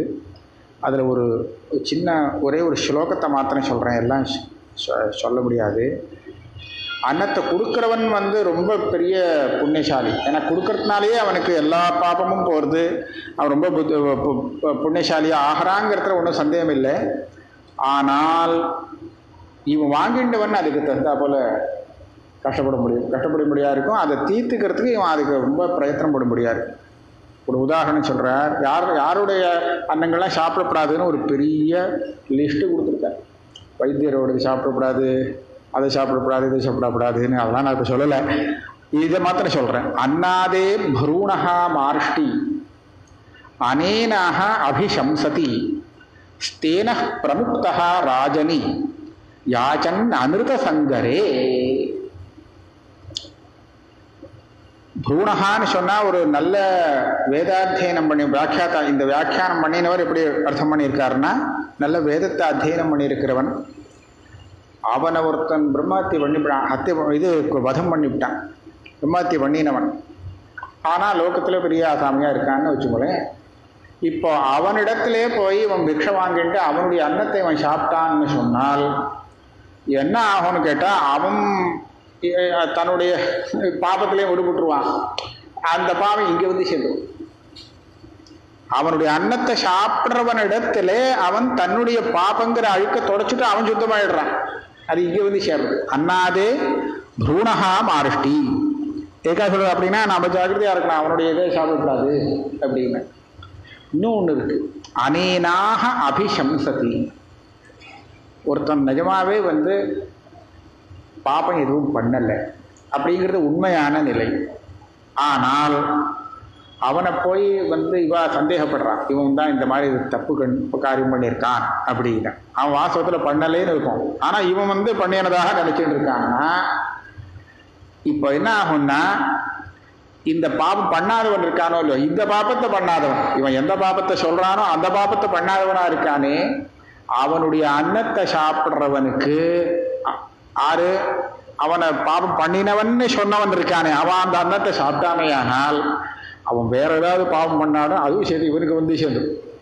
அனேனாக அபிசம்சதி. அபிசம்சனம்னு சொன்னால் அவனை இந்த பாபம் பண்ணினவன் இவன் அப்படின்னு சொன்னவன். அதனால பாபம் பண்ணினவனை பாபம் பண்ணினான்னு சொல்றதுக்கே நம்ம கொஞ்சம் பயப்படணும். ஏன்னா தீர்மானம் பண்ணிட்டு அப்புறம் வேணா சொல்லலாம், அப்படி சொல்லாமலே கூட இருக்கலாம்ங்கிறது வேற சொல்றது. அவனுக்கு ஹிதமாக எடுத்து சொல்லலாமே தவிர அதை நம்ம பிரகாசம் பண்ணக்கூடாதுங்கிறதுக்கு இன்னொரு சூத்திரம். ஒருத்தன் தப்பே பண்ணியிருக்கான்னு வச்சுக்கோங்களேன், இவன் தப்பு பண்ணிட்டான் அப்படின்னு சொல்லி லோகம் பூரா அதை பெருசாக சொல்லிட்டு இருக்கிறதுல ஒன்றும் இல்லை. அதை விட ஜாஸ்தி இவனுக்கு அந்த சொன்னத்தினாலேயே தோஷம் வரும். அதனால அது கூட கூடாது. ஸ்தேன பிரமுக்தா ராஜனி. ஒரு ராஜாவாக இருக்கிறவன் திருடனை திருடன்னு தெரிஞ்சே தண்டனை கொடுக்காமல் விடுறான். அப்படி விட்டா என்ன ஆகுதுன்னு கேட்டா, இவன் திருட்டுத்தனத்தை பண்ணினத்தினால எந்த ஒரு பாபம் வருதோ அந்த பாபத்திலேருந்து இவன் விடுபட்டு விடுவான். அந்த பாபம் ராஜாவுக்கு போய் சேரும். ஸ்தேனஹா, திருடனுக்கு தண்டனை கொடுக்காமல் ராஜா விட்டானே ஆனால் அந்த திருட்டு குற்றம், அந்த பாபமானது ராஜாவை சேரும். யாச்சன் அமிர்த சங்கரை. ஒருத்தன் நம்ம கிட்ட ஒரு விஷயத்தை கேட்குறான், இதை கொஞ்சம் எனக்கு பண்ணி கொடுங்கோ, எனக்கு கொடுங்கோ அப்படின்னு கேட்குறான். ஆஹா பண்ணித்தரேனே கொடுக்குறேனே அப்படின்னு முதல்ல சரின்னு சொல்லிவிடுறான். அதுக்கப்புறம் அந்த சமயத்தில் இந்த மாதிரி சொன்னேன்னு கேட்டேன், இப்படி அப்படிலாம் அவனுக்கு சொல்லலையே அப்படின்னு சொன்னான்னு வச்சோங்களேன். அப்போ அந்த அமிர்த சங்கரகான உனக்கு தெரியும். அந்த பிரதிஜை, தான் கொடுத்த வாக்கை மீறினவன், சத்திய பிரதிஜான்னு சொல்கிறோமோ நான், சங்கரஹான பிரதிஜை ஒத்துக்கொண்டது, வாக்கு கொடுத்தது. அந்த வாக்கை மீறினவன் இருக்கானே அவனிடத்துல இவன் கேட்டவன்கிட்ட வேற ஏதாவது பார்ப்பா இதுவும் சேர்ந்து அவன்கிட்ட போய் சேர்ந்து. அதனால அந்த மாதிரி செய்யக்கூடாது. அப்பேற்பட்டவன் அந்த மாதிரி செய்யவே கூடாது. செஞ்சால் நம்ம யாருக்கு வாக்கு கொடுத்தோமோ அவன் ஏதாவது பண்ணி வச்சிருந்தான்னா, தப்பு பண்ணியிருந்தான்னா அதுவும் சேர்த்து இவனுக்கு வந்து சேரும். அது இதெல்லாம் எதுக்காக சொல்றதுன்னு கேட்டாக்க, ரொம்ப ஜாக்கிரதையாக பார்த்து பிக்ஷைகள் வாங்க வேண்டி இருக்கு. பதிதம் பதிதேத்யுக்த்வா சோரம் சோரேதி வா புனः வச்சனாத் துல்லிய தோஷ சாத் மித்யா துர்தோஷபாக் பவேத். இது ஒரு பயங்கரமான ஸ்லோகம். மனு சொல்லியிருக்கார். நிஜமாவே ஒருத்தன் வந்து தப்பு காரியம் பண்ணியிருக்கான்னு வச்சுங்களேன், பண்ணியிருக்கான்னு தெரிஞ்சு போச்சோ இல்லையோ, சரிதான் நாம் ஒதுங்கி இருக்கோ, இல்லை வேண்டாம் இப்படிலாம் பண்ணாதே சொல்லலாம், எதாவது பண்ணலாம். அவனை திருப்பி திருப்பி பதித்தம் பதித்தன் அப்படின்னு சொன்னாலோ, ஒரு சோரம் சோரேதிவா புனக திருப்பி திருப்பி திருடன் திருடன்னு சொன்னதுனாலையோ என்ன ஆகும்னா அவனுக்கு உண்டான தோஷமும் இவனுக்கும் வந்து சேர்ந்துப்பான். பாதி கரெக்டாக சமமாக வந்துவிடும். அவனுக்கு தப்பு காரியம் பண்ணினோடனே தப்பு காரியம் பண்ணுறான்னு சொல்லிட்டே வந்தால் அந்த இது வரும். அது மாத்திரம் இல்லை, பண்ணாவதவனே அந்த மாதிரி தப்பு காரியம் பண்ணிடுவதாக அவன் மித்யாவா சொல்லிட்டான்னு வச்சுக்கோங்களேன், பொய் சொல்லிட்டான்னு வச்சுக்கோங்களேன், இதை விட துகுணம். அவன் ஒரு தப்பு காரியம் பண்ணியிருந்தான்னு எவ்வளவு தப்பு காரியம் பண்ணினதாக அவன் சொல்றானோ அதை விட ரெட்ட பங்கு தப்பு காரியம் பண்ணின தோஷம் இவனுக்கு சொன்னவனுக்கு வந்து சேர்ந்துவிடும். ரொம்ப ஜாகிரதையா இருக்கணும் அப்படிங்கிறத அவர் சொல்றார். அதுக்கப்புறம் நம்ம இப்ப அடுத்தது எங்க போகணும்னு கேட்டா, தர்மத்தை அனுஷ்டானம் பண்ணணும்னு சொன்னா அந்த தர்மத்தை அனுஷ்டிக்கும் போது நம்மளுடைய எண்ணம் எப்படி இருக்க வேண்டும் அப்படிங்கிறது ரொம்ப அழகா சொல்லியிருக்க. நேமம் லௌகிகமர்த்தம் புரஸ்கிருத்திய தர்மாம்ச்சரேத். இந்த தர்மங்களை ஆச்சரணம் செய்யும் போது லௌகிகமான ஒரு பிரயோஜனத்தை மனசுல வைத்து கொண்டு செய்யக்கூடாது. அது என்னது லௌகிகமான பிரயோஜனம்? லௌகிகமான பிரயோஜனம்னு சொன்னா க்யாதி லாப பூஜாத்மம். இவன் தர்மத்தை அனுஷ்டானம் பண்றான் அப்படின்னு 4 பேருக்கு தெரிஞ்சதுன்னு சொன்னா, அரேப்பா அவர் எவ்வளவு பெரிய தார்மிகர், தர்மானுஷ்டாத்தா அப்படின்னு ஒரு கீர்த்தி ஏற்படுமாம். அதே சமயத்துல இவன் தர்மத்தை அனுஷ்டானம் பண்றான் அப்படிங்கிறதுக்காகவே அந்த அனுஷ்டானம் பண்ண முடியாதவாள்லாம் இருக்காளே, சரி அவனாவது பண்றானோ அவங்ககிட்ட போய் பணத்தை கொடுப்போம் அப்படின்னு சொல்லி பணத்தை கொடுப்பாளாம். அதுதான் லாபம். அது மாத்திரம் இல்லை, சாதாரணப்பட்டவெல்லாம் அவர் ரொம்ப பெரியவர் அப்படின்னு சொல்லி காலில் விழுந்து நமஸ்காரம் பண்ணுவா, பூஜை பண்ணுவாளாம். இப்ப இதெல்லாம் தான் லோகத்துல வரக்கூடிய பிரயோஜனம். புரியுதா? இந்த பிரயோஜனத்தை மனசுல உத்தேசியமாக வச்சுட்டு இவன் தர்மத்தை அனுஷ்டானம் பண்ணக்கூடாது. ஏன் இப்படி பண்ணா என்ன? பண்றது என்னமோ தர்மம் தானே, இவன் என்னைக்காக பண்ணினா என்ன, பண்ணினது தர்மம் தானே, அது எப்படி கேட்டு போகான்னு கேட்டா நிஷ்பலாஹ்யபியுதயே பவந்தி. தர்மானுஷ்டானம் பண்ணினது அந்த பல காலத்துல நிஷ்பலமாக. தர்மானுஷ்டானங்க பண்றோம், ஆனா பலம் உடனே கை மேல வருங்கிறது இல்லை. புண்ணியம் தான் நம்ம கிட்ட சேரும். இந்த புண்ணியத்துக்கு உண்டான பலம் ஒரு காலப்போக்கில் அதுக்குன்னு ஒரு காலம் இருக்கு, அந்த காலத்துல அந்த தேசத்துல தான் ஏற்படுங்கிறது இருக்கு. இப்போ இவன் ஏற்கனவே இது மாதிரி ஒரு பிரசித்திக்காக பண்ணி வச்சிருந்தான்னா அந்த தர்மம் பல காலத்துல நிஷ்பலமாக போயிடும். அது மாத்திரம் இல்லை, தர்மத்தை அனுஷ்டானம் பண்ணும் போது இவன் தனக்குன்னு ஒரு பலத்தை எதிர்பார்த்தாலும் கூட லோகத்துக்கே க்ஷேமம் ஏற்படுறது அப்படிங்கிறத சூத்திரக்காரர் சொல்றார். அதுக்கு ஒரு திருஷ்டாந்தம் வேற கொடுத்து சொல்றார். தத்யதா ஆம்ரே பலார்த்தே நிமிதே ಛಾಯಾ ಗಂಧ ಇತಿ ಅನುತ್ಪದ್ಯತೆ ಏವಂ ಧರ್ಮಂ ಚರ್ಯಮಾಣಂ அர்த்தாக அனுத்பத்தியந்தே. ஒரு தோட்டக்காரன் அவன் என்ன பண்ணுறான், மாந்தோப்பு வச்சிருக்கான், மரத்தை வளர்க்குறான். எதுக்காக வளர்க்குறான்? அதுலேருந்து பழம் வரும். அந்த பழத்தை அவன் வியாபாரம் பண்ணுவான், உபயோகப்படுத்துவான். அந்த பழத்துக்கு அவன்தான் சுவாமி, தோட்டக்காரன் சுவாமி. ஆனால் அந்த மாமரம் பெருசாக வளரும்போது அது நிழலை கொடுக்கிறது. அதுலேருந்து ஒரு கமகமான ஒரு நல்ல வாசனை கிடைக்கிறது, சுகந்தம். இது அந்த தோட்டக்காரனுக்கு மட்டும் சொந்தம்னு சொல்ல முடியாது. இந்த மாமரத்தினுடைய நிழல்ல யாரோ ஒருத்தன் வழிபோக்கன் உட்காந்துட்டு போயிட்டான்னு சொன்னா இவன் கேள்வியே கேட்க முடியாது. என்னுடைய மரத்துடைய நிழல்ல நீ எப்படி உட்காரலான்னு கேட்க முடியாது. என்னுடைய மரத்தினுடைய வாசனையை நீ எப்படி மோந்து பார்க்கலாம், அது என்ன அப்படின்னு கேட்கவே கூடாதான். ஏன்னா அது இவனுக்கு இல்லை. ஆனால் இதுலேருந்து ஒரு பழத்தை பறிச்சான்னா கேட்கலாம், ஏன் என் மரத்துலேருந்து பழத்தை பறிக்கிற அப்படின்னு கேட்கலாம் இல்லையா? அப்போ என்னாச்சு, இவன் அந்த பழத்துக்கு சொந்தக்காரன். ஆனால் அதை தவிர்த்து வரக்கூடிய சில பலங்கள் இருக்கு, அது இவனுக்கு மாத்திரம் இல்லை, எல்லாருக்கும் பொதுவான பலம். அதே மாதிரி ஏவம் தர்மம் சரியமானம், இவன் தர்மானுஷ்டானத்தை பண்ணிட்டு வந்தான்னா இவன் சொர்க்கத்துக்கு போவாங்கிறது அது இருக்கட்டும், அது இருக்கு. ஆனால் லோகக்ஷேமங்கிறது அர்த்தாக அனுத்பத்தியந்தே, நல்ல விளைச்சல் வரும், பூமியில் நல்ல விளைச்சல் ஏற்படும், நல்ல கரெக்டான சமயத்தில் அளவோடு எவ்வளோ தேவையோ அந்த அளவுக்கு மழை பெய்யும், வேற சிரமங்கள்லாம் இல்லாமல் இருக்கும். இப்பேற்பட்ட பல நல்லதுகள் லோகத்துக்கே ஏற்படும். இவன் காரியரிஷ்டின்னு ஒரு இஷ்டி பண்ணுறான், அதனுடைய பலம் என்னன்னு சொன்னால் மழை. அப்படின்னா யார் பண்ணினானோ அவாத்துக்கு மாத்திரம் 4 சொட்டு மழை பெஞ்சிருப்போம்னா அது அது அது இல்லைங்க, அவனுக்காக அந்த மழை இல்லை. அந்த காரியரிஷ்டியுடைய பிரயோஜனங்கிறது லோகத்துக்காக தானே இல்லையா? அதனால அதே மாதிரி இவன் தர்மானுஷ்டானத்தை பண்ணிட்டு இருக்க வேண்டியது, அந்த தர்மானுஷ்டானத்தினால வரக்கூடிய பலம் லோகா சமஸ்தா சுகினோ பவந்துன்னு உபயோகப்படும், அந்த விதத்தில் உபயோகப்படும் சொல்றார். ஒரு சமயம் அப்படி அதுலேருந்து பெரிய பலம் வருது உங்களுக்கு தெரியாட்டாலும் கூட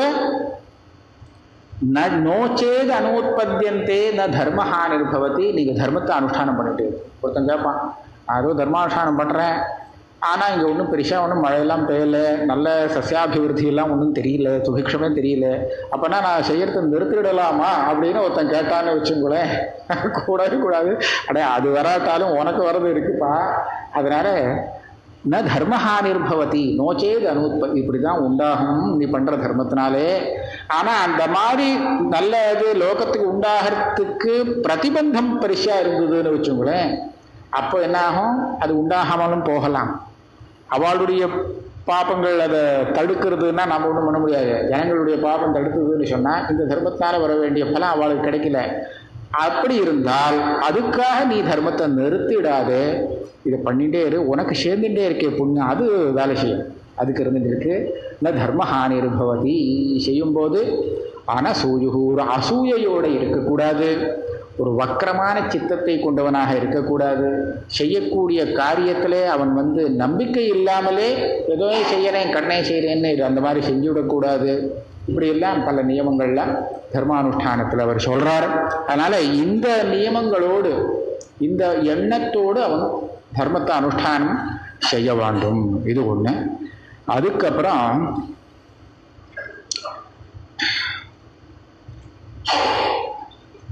எந்த கர்மாக்கள் பண்ணினால் இவன்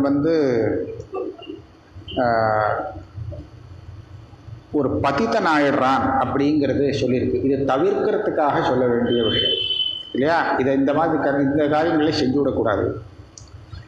ஸ்தேயம் ஆபிஷஸ்தியம் புருஷவதः பிரம்மோஜ்ஜம் கர்ப்பசாதனம் மாது பிதுரிதி யோனி சம்பந்தே சகாபத்தே ஸ்திரீகமனம் சுராபானம் அசஞ்சோக சஞ்சோக அப்படின்னு ஆரம்பித்து வரிசையாக சொல்லிட்டு வர இல்லை, சொல்ல போகிறது இல்லை.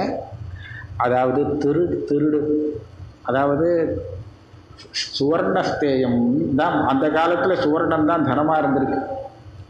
லோகத்தில் ஜனங்களுக்கே பணம் அப்படின்னு சொன்னாக்க சுவர்ணம் வெள்ளி இதுதான் அந்த காலத்தில். அதனால் அந்த பணத்தை திருடுவது, இன்னொருத்தனுடையது கேட்காம இவனாக எடுத்துன்னு விடுறது, அவனுக்கு தெரியாமல் எடுத்துக்கிறது, அதுக்குதான் திருட்டுத்தனம்னு பேர். அப்படி பண்ணுறது கூடாது. அதனால் இவனுக்கு பாதித்யம் ஏற்படும். அது மாத்திரம் இல்லை, ஆபிஷஸ்தியம் அப்படின்னு சொல்கிறார். ஆபிஷஸ்தியம்ங்கிறதுக்கு எப்படியோ ஒரு விதத்தில் சாட்சாத்தாகவோ இல்லை பரம்பரையாகவோ ஒரு பிராமணன் சாகரத்துக்கு ஹேதுவாகிடுறது. இது பிரம்மஹத்தி, அந்த மாதிரி ஒரு தோஷம். இதெல்லாம் கூடாது. பிரம்மோஜம் அப்படிங்கிறது படித்த வேதம் இருக்கு, அதை வீணடிக்கிறது. இதெல்லாம் இவன் பதித்தனாகிறதுக்கு காரணமாக இருந்து விடுறது. கர்ப்பசாதனம் அதாவது கர்ப்பத்தை என்ன அபாஷன் பண்ணுறது, அதை அப்படிலாம் பண்ணுறதுக்கு இதெல்லாம் பண்ணக்கூடாது. அதனால் இப்பேற்பட்ட சில காரியங்கள் இன்னும் நிறைய விவரம் பண்ண போகிறதில்ல. இந்த மாதிரி காரியங்கள் எல்லாம் இவன் பதித்தனாகிறதுக்கு ஹேதுவாக இருக்குது. இதெல்லாம் ரொம்ப ஜாக்கிரதையாக பார்த்து இவன் அதை விளக்கணும். அந்த மாதிரி காரியங்களில் இவன் ஈடுபடக்கூடாது. சாப்பிடக்கூடிய பதார்த்தங்கள்லையும் எதெல்லாம் சாப்பிடலாம் அப்படிங்கிற நியமங்கள் ஏகப்பட்டது இருக்கு. அந்த நியமங்களையும் இவன் கடைபிடிக்க வேண்டும் அப்படிங்கிறத சொல்றார். இதுல 20வது 54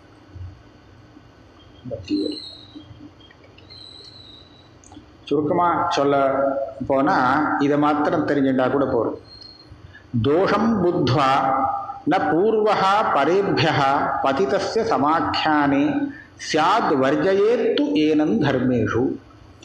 இதெல்லாம் நாம் எதுக்காக சொல்றோம் அப்படின்னு கேட்டா, தான் வர்ஜனம் பண்ணணும். ஆனா பல பேர் இந்த காரியங்களை செஞ்சுட்டு இருக்காங்க. இப்ப எதெல்லாம் செய்ய வேண்டாம் அப்படின்னு நம்ம சொல்றோமோ இதை செய்யறவாள நம்ம காணலாம். நம்ம பார்க்குற விவகாரத்துல பல பேர் இப்படிலாம் பண்றவாளை பார்க்கறதுக்கு சான்ஸ் இருக்கு. அப்படி பார்க்கும்போது அவ பண்ற தோஷத்தை நம்ம புரிஞ்சுக்கணும். புரிஞ்சுண்டு ந பூர்வ பரேபியா, இவன் இந்த மாதிரி தோஷம் உள்ளவன், இவன் பேர்பட்ட தோஷம் பண்றவன், அதனால கூட இவனை எங்கேயும் கூப்பிடாதீங்கோ, அப்படி பண்ணாதீங்க, இப்படி அப்படின்னு சொல்லப்படாது. அப்ப என்ன பண்ணணும்? இவன் அந்த தோஷம் தனக்கு வராம இருக்கணுமேனு தன்னை காப்பாத்திக்கணுமே தவிர அவங்கிட்ட தோஷம் இருக்கேங்கிறதுக்காக அதை பிரச்சாரம் பண்றதுக்காக தன்னுடைய இதை வச்சுக்க கூடாது. தனக்கு நல்ல வழியா சுவாமி நம்மளை நல்ல விதமா வச்சிருக்கார், இப்ப ஏற்பட்ட தோஷங்கள்லாம் நம்ம கிட்ட இல்லாம இருக்கேன்னு சந்தோஷப்படணும். அதனால வர்ஜயேத்து ஏனம் தர்மேஷு. அதே சமயத்துல இவனும் அவனிடத்துல இருந்து விலகி இருக்கலாம். ஒருத்தனுடைய தோஷத்தை நம்ம எதுக்காக தெரிஞ்சுக்கணும்னு சொன்னா, அவன் துஷ்டன்னு சொல்லி பிரச்சாரம் பண்றதுக்காக இல்லை, நாம விலகி இருக்கிறதுக்கு அது சௌகரியமா இருக்கும், விலகி இருக்கலாம் அப்படிங்கிறத அதுக்காக தெரிஞ்சுக்கணுங்கிறது சொல்றார். அதுக்கப்புறம் 8வது பிரதம பிரச்சனத்துல 8வது பட்டலம்ங்கிறது அத்தியாத்ம பட்டலம்னு வச்சிருக்கார். அத்தியாத்ம பட்டலங்கிறது வேதாந்தம். இந்த இடத்துல ஆதிசங்கர பகவத் பாதாலே இந்த பட்டலத்துக்கு வியாக்கியானம் பண்ணியிருக்க. இந்த இதுக்கு மாத்திரம் ஆபஸ்தம்ப தர்ம சூத்திரத்துல இந்த பட்டலம்னு ஒரு சின்ன ஒரு பாகம், அந்த பட்டலத்துக்கு வியாக்கியானம் பண்ணியிருக்கார். உஜ்வலாங்கிற இந்த வியாக்கியானமும் இருக்கு. இதுல இவர் சொல்லக்கூடிய விசேஷமான விஷயம் என்ன அப்படின்னு கேட்டா, ஒரு மனுஷனுக்கு ரொம்ப ரொம்ப பெரிய லாபம் அப்படிங்கிறது என்ன அப்படின்னு கேட்கலாம். நாம் யோஜனை பண்ணோம்னா நிறைய பணம் கிடைக்கிறது, இல்லை நிறைய புண்ணியம் கிடைக்கிறது, இது எல்லாமே லாபம் தானே, லாபம் இல்லைன்னு சொல்லலை. சந்தோஷம் கிடைக்கிறது. ஆனால் இவர் என்ன சொல்றாரு தெரியுமா? புத்திரன் புத்திர பௌத்திராதி நிறைய சௌக்கியமா இருக்கான் அப்படிங்கிறது இல்லை. ஆத்மலாபாத் நபரம் வித்தியதே. முதல்ல ஆத்மா கிடைக்கணும் அவனுக்கு.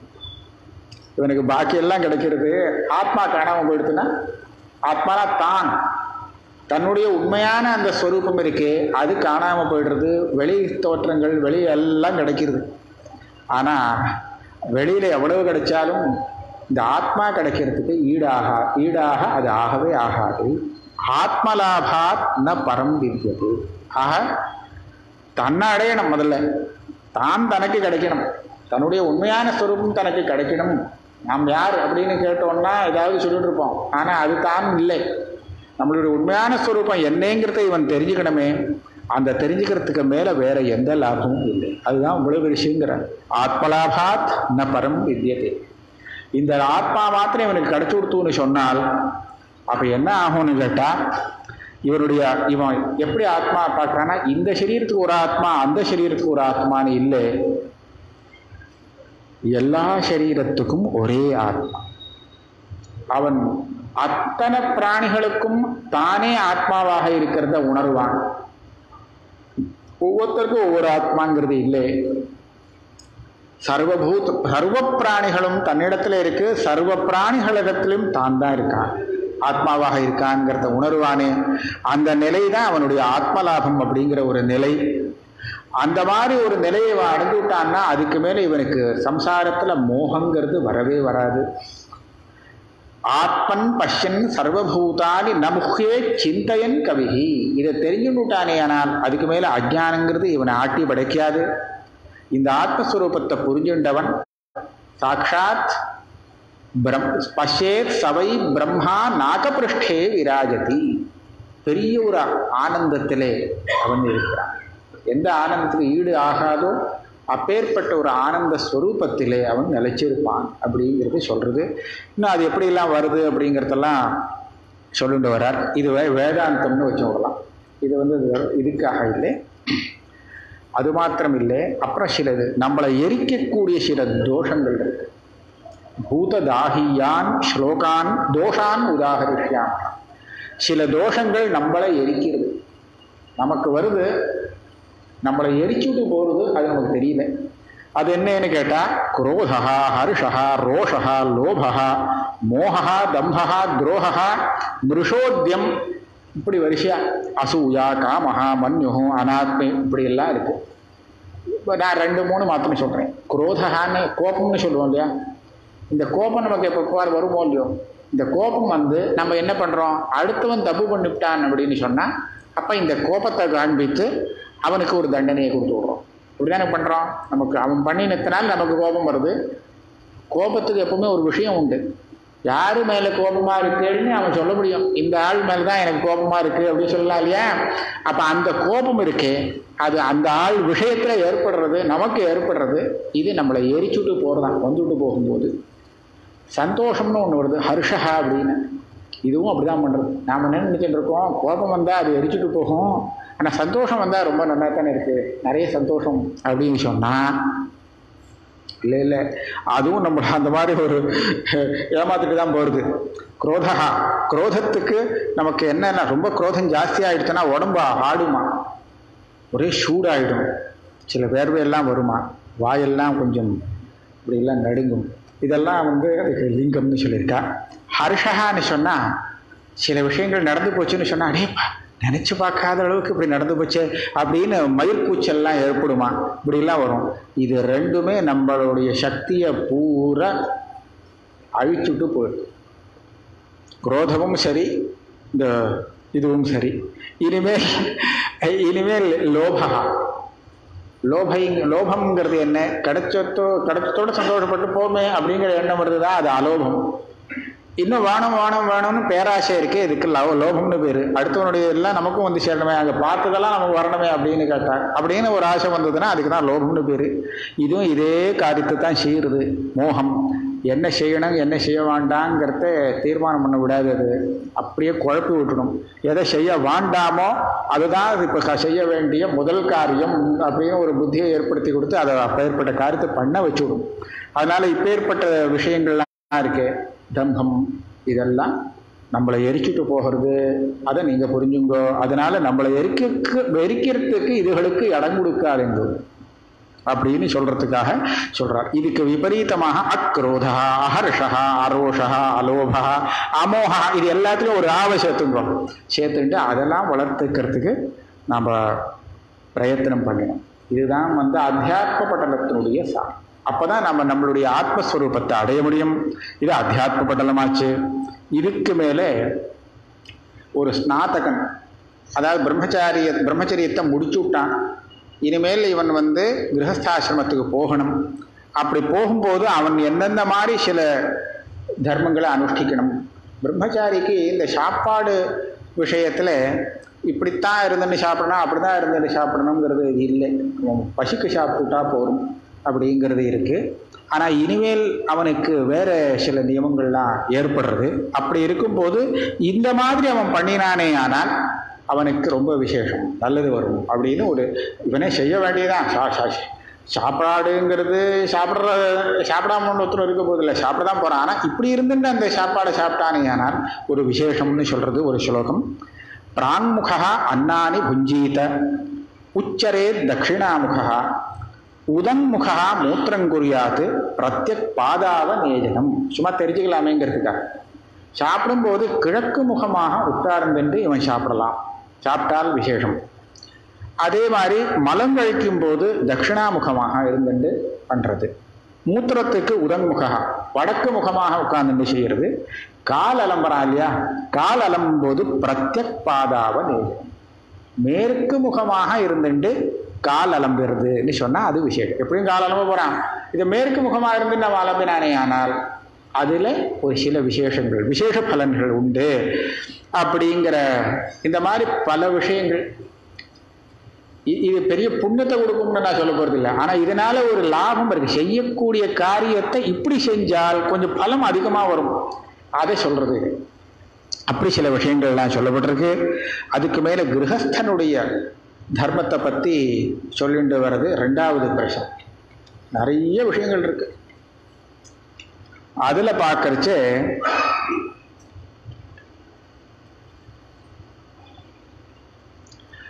இந்த தர்மங்கள்லாம் இப்போ ஆசிரம தர்மங்கள்னா ஆசிரமத்தை பிரித்து விடுறது. பிரம்மச்சாரி வர்ண தர்மங்கள் வேற. இப்போ பிரம்மச்சாரின்னு முதல்ல ஆசிரமம், அடுத்தது கிரகஸ்தம், வானப்பிரஸ்தம், சன்னியாசி அப்படின்னு இருக்கு இல்லையா. இவாளுக்குன்னு சில தர்மங்களை தனித்தனியாக விதிச்சு விட்டார். அந்த நியமங்களை கடைப்பிடிச்சிட்டு இவா இருந்தால் என்ன லாபம், எதுக்காக நான் இப்படி இருக்கு, இந்த மாதிரி நியமங்களெல்லாம் எனக்கு போடுறேன், இந்த சட்டத்திட்டங்களை நான் அனுசரித்ததுனால எனக்கு என்ன லாபம் அப்படின்னு ஒரு கேள்வி வரும். அதுக்கு ஒரு பதில் சொல்றார். சர்வ வர்ணானாம் ஸ்வதர்மானுஷ்டானே பரம் அபரிமிதம் சுகம். ஸ்வதர்மத்தை அனுஷ்டானம் பண்ணினா எந்த வர்ணமா வேணாலும் இருக்கட்டும், 4 வர்ணங்களுக்கும் அவாவாளுக்கு தர்மம்னு சொல்லப்பட்டது. வெறும் இந்த மாதிரி நீ இதை கடைப்பிடிக்கிறியா இல்லையான்னு பயம் காட்டி இதை நீ கடைப்பிடிக்கணும்னு சொல்லல. இப்படி நீ இருந்தேனா அளவில்லாத சௌக்கியம் உனக்கு வரும். அபரிமிதம், பரிமாணம்னா அளவு, அபரிமிதம்னா அளவில்லாத சௌக்கியம். இந்த சௌக்கியத்தை நீ அடையறதுக்கு ஆசைப்பட்டேன்னா இந்த மாதிரி இது உனக்கு தர்மம், இது உனக்கு தர்மம், இதை நீ கடைபிடி. ஆக தர்மானுஷ்டானம் பண்றதுனுடைய பிரயோஜனம் என்னன்னு கேட்டா அபரிமிதமான சுகத்தை அடையிறது. நாம சின்ன சின்ன சுகங்கள் அடையிறது இருக்கு, அதுக்கும் தர்மானுஷ்டானம் தான் காரணம். நீங்க நல்லா பார்க்கலாம், ஒரே வஸ்து எது நமக்கு சுகத்தை கொடுக்கும்னு நினைக்கிறோமோ அதே வஸ்து கஷ்டத்தையும் கொடுக்கும், தீர்மானமாக கஷ்டம் கொடுக்கும். ஒரு சின்ன கதை ஒன்று சொல்கிறேன். ஒரு ராஜாத்துக்கு ஒரு சன்னியாசி வந்தாராம். இந்த சன்னியாசி நல்ல விரக்தர், நல்ல விவேக்கியாக இருந்தார். ராஜாவுக்கு அவர் மேலே அபரிமிதமான ஒரு ஸ்ரத்தை. உடனே என்ன பண்ணாரா, இவருக்கு நம்ம பிக்ஷை பண்ணி வைக்கணும் அப்படின்னு சொல்லி பிக்ஷையில் ஸ்பெஷலாக பாயசம் தயார் பண்ணான். பாயசம்னா கல்கண்டு பாயசம், எல்லாமே ஒசத்தியாக போட்டு அப்படி ஒரு பாயசம். ராஜாவே பக்கத்திலேயே இருந்து பார்த்து பார்த்து பண்ணின பாயசம். சன்னியாசி சுவாமிகள் வந்து விட்டார். ஒரு கரண்டி 2 கரண்டி விட்டதுக்கப்புறம் அந்த சன்னியாசி போகிறோம் அப்படின்னு விட்டார். இது போகிறோம் யசேஷ்டங்க அப்படின்னு. ராஜா சொன்னால், நீங்கள் எத்தனையோ இடத்துல பிக்ஷை எடுக்கிறேன், இந்த மாதிரி பாயசம் கிடைக்காது, எல்லாரும் போட மாட்டா. ஏன்னா இது சுத்தமான மாட்டு பசும் பால் கறந்த அதில் பண்ணினது கல்கண்டு பாயசமாக பண்ணியிருக்கு. நான் ரொம்ப ஜாக்கிரதையாக பண்ணியிருக்கேன். இது போராது, இன்னும் நீங்கள் சாப்பிடணும். நன்னா இருக்கா இல்லையா? ரொம்ப நல்லா இருக்கு. அப்போ சாப்பிட வேண்டியது தானே, இன்னும் சாப்பிட்டு தான் ஆகணும் அப்படின்னு நிர்பந்தப்படுத்தினான். அப்போ அந்த சுவாமிகள் சொன்னாராம், நீ சொல்கிறது ரொம்ப வாஸ்தவம், ஏன்னா இந்த மாதிரி யாரும் பாயசம் பண்ணி போட மாட்டா. இருந்தாலும் நான் என்ன நினைக்கிறேன்னு கேட்டால், நீயும் என்னோட சேர்ந்து சாப்பிட்றேன், சாப்பிட்டால் நான் சந்தோஷப்படுவேன், நானும் சாப்பிட்றேன். என்ன பண்ணார், ஒரு இவர் இப்போ சொன்னார், ஒரு டம்ளர் பாயசம் ராஜாவுக்கு கொடு. ராஜா குடித்தார். ஒரு டம்ளர் குடிச்சு விட்டார். எப்படி இருந்தது? ரொம்ப நல்லா இருந்தது, அமிர்தமாக இருக்குது அப்படின்னார். இன்னொரு டம்ளர் கூட இல்லை, இன்னொரு டம்ளர் கொடுத்தார். எப்படி இருக்கு? நல்லா தான் இருக்கு. 3வது டம்ளர் கொண்டு வந்தார். இல்லை போகிறோம் தேட்டுறது அப்படின்னா இல்லை, புரியல. ஆஹா, இது கிடைக்கவே கிடைக்காது, இவ்வளோ வசதியான பாயசம், அதுவும் இன்னைக்கு அமைஞ்சா மாதிரி பாயசம் நாளைக்கு அமையும்னு சொல்ல முடியுமா? அதனால அவசியம் சாப்பிட்டே ஆகணும் அப்படின்னு சொன்னான். இப்போ சாப்பிட்டேன். எப்படி இருந்தது? இந்த 3வது டம்ளர் குடிக்கும் போது எப்படி இருந்தது? அப்படி ஒன்றும் இல்லை, இது போருனா இருக்கிறது, அதனால எனக்கு பிடிக்கல. ஆனாலும் இந்த துர்லபமான பாயசத்தை விடக்கூடாது, இன்னொரு டம்ளர் சாப்பிடுன்னு சொல்றச்ச அவன் கடைசியில் என்ன சொல்லிட்டான்னா, விஷமா இருக்குன்னாலும் முடியலை சாப்பிட. அப்ப எந்த பாயசத்தை ஒரு 2 நிமிஷம் முன்னாடி அமிர்தம்னு சொன்னானோ அதே பாயசம் அவன் வாயாலேயே விஷங்கிற பேரை வாங்கிட்டது பார்த்தீங்களா? அப்ப என்னாச்சு? இதுதான் உலகத்தில் உள்ள எல்லா சௌக்கியமும் இதே தான். அந்த சௌக்கியம் ஒரு அளவோடு இருந்தால் சரி, அதில் கொஞ்சம் அதிகமாக போயிடுத்துன்னு சொன்னால் அதுவே நமக்கு விஷமாக இருக்கும் இல்லையா?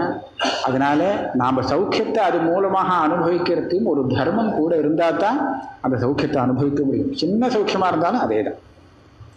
அது அழகா சொல்லியிருக்கார்.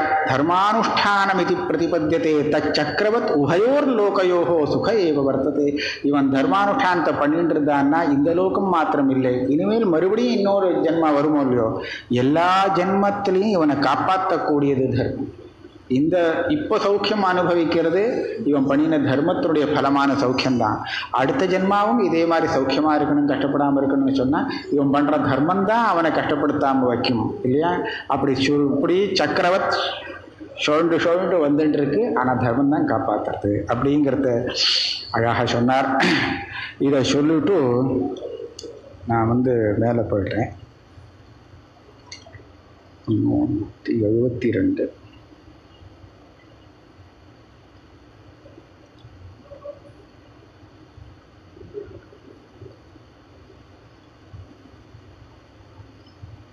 இந்த ஜீவிகைக்காக, ஜீவிகைன்னு சொன்னால் பயத்து பழப்புக்காக இவன் செய்ய வேண்டிய கர்மாக்கள் எந்தெந்த மாதிரி பிராமணன் ஜீவிக்க வேண்டும் அந்த காலத்தை வச்சுன்னு பேசியிருக்கார்.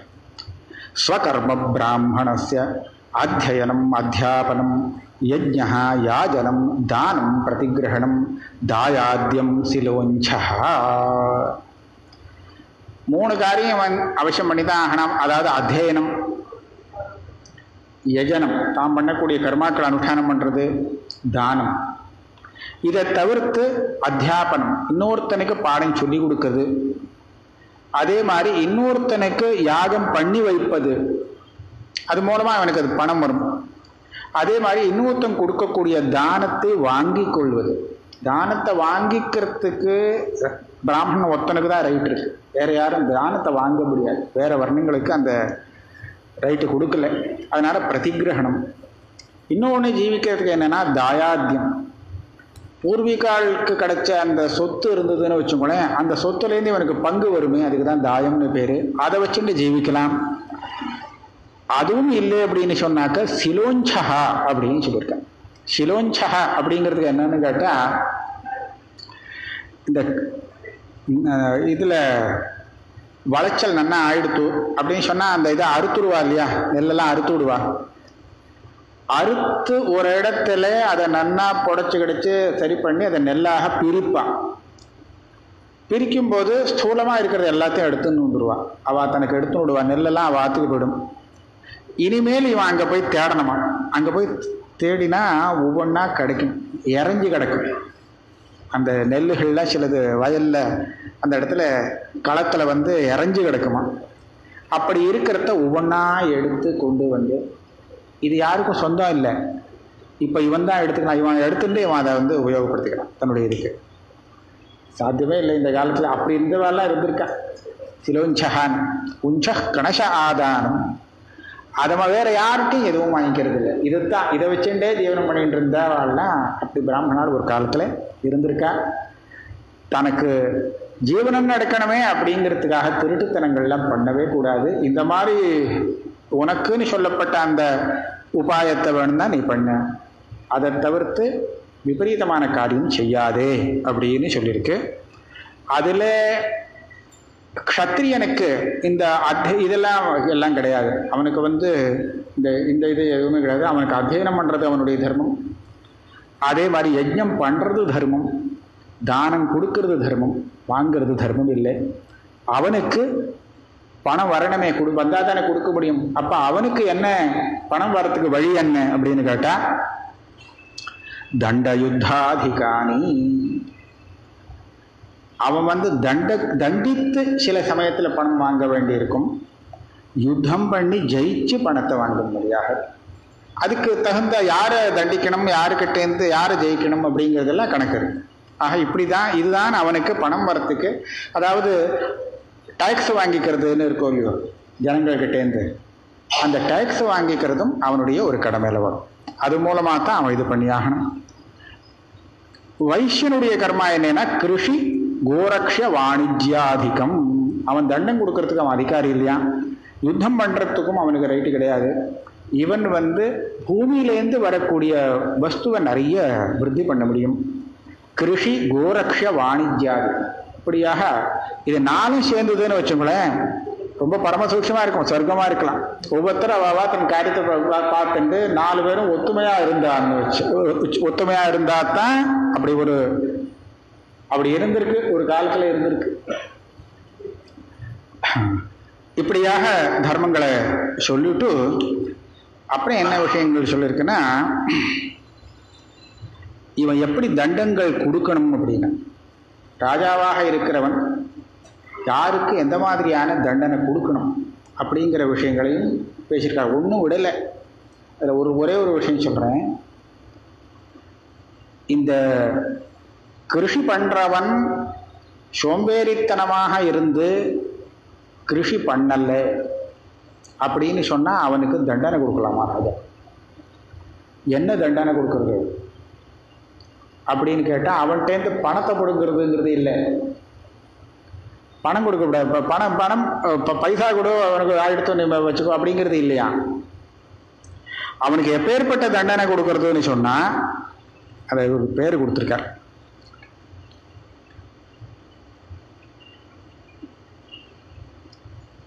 அவனை நிர்பந்தப்படுத்தி அந்த கிருஷியை பண்ண வைக்கணும்.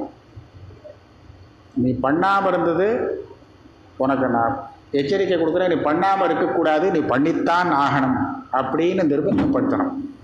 அப்படி கேட்கலன்னு சொன்னால் பூமியை பிடிங்கி இன்னொருத்தன் கிருஷி பண்ண கொடுத்துட வேண்டியது அப்படிங்கிற தண்டனை கொடுக்கணும். அவன்கிட்ட பைசா வாங்கிறது கிடையாது. இப்பேற்பட்ட இது ராஜா செய்யணுமா? பணம் வாங்கிறதுங்கிறது யாருக்கிட்டேன்னு சொன்னால், பணம் சம்பாதிக்கிறவன் இருக்கான் பார்த்தீங்களா, அவன்கிட்ட தண்டனை கொடுக்கும்போது பணத்தை தண்டனமாக வாங்கணும். இவ்வளவு நீ கட்டணம், இதுதான் உனக்கு தண்டனை அப்படின்னு. ஆனால் கிருஷி பண்ணுறவங்கிட்ட அந்த மாதிரி பண்ணக்கூடாது. அப்படிலாம் ஏகப்பட்ட விஷயங்கள் இதில் சொல்லியிருக்கார். தாய விபாகம், அதுக்கு மேலே ஆசௌச்சங்கள் வருது. ஆசௌச்சங்கள் யாருக்கு எந்த மாதிரி இருந்தால் எவ்வளவு ஆசௌச்சம், அந்த ஆசௌச்சத்தை எத்தனை நாள் வரை பார்க்கணும் அப்படிங்கிற விஷயங்கள் அதையும் இதில் சொல்லியிருக்கார். இந்த 4 ஆசிரமங்களில் நான் அதை சொல்லணும். 4 வர்ணங்களாக எடுத்து இப்போ கிரகஸ்தாசிரமத்தில் நம்ம நிறைய சொல்லிட்டு வந்தோம். அதில் அவனுக்கு கிரகஸ்தனுக்காகவே செய்ய வேண்டிய காரியங்கள் எல்லாம் கிரகிய சூத்திரத்தில் சொல்லப்பட்டிருக்கு. அந்த கிரகிய சூத்திரத்தில் சொன்னபடி இவன் எல்லாம் செஞ்சாகணும் அப்படிங்கிறது இருக்குது. 336.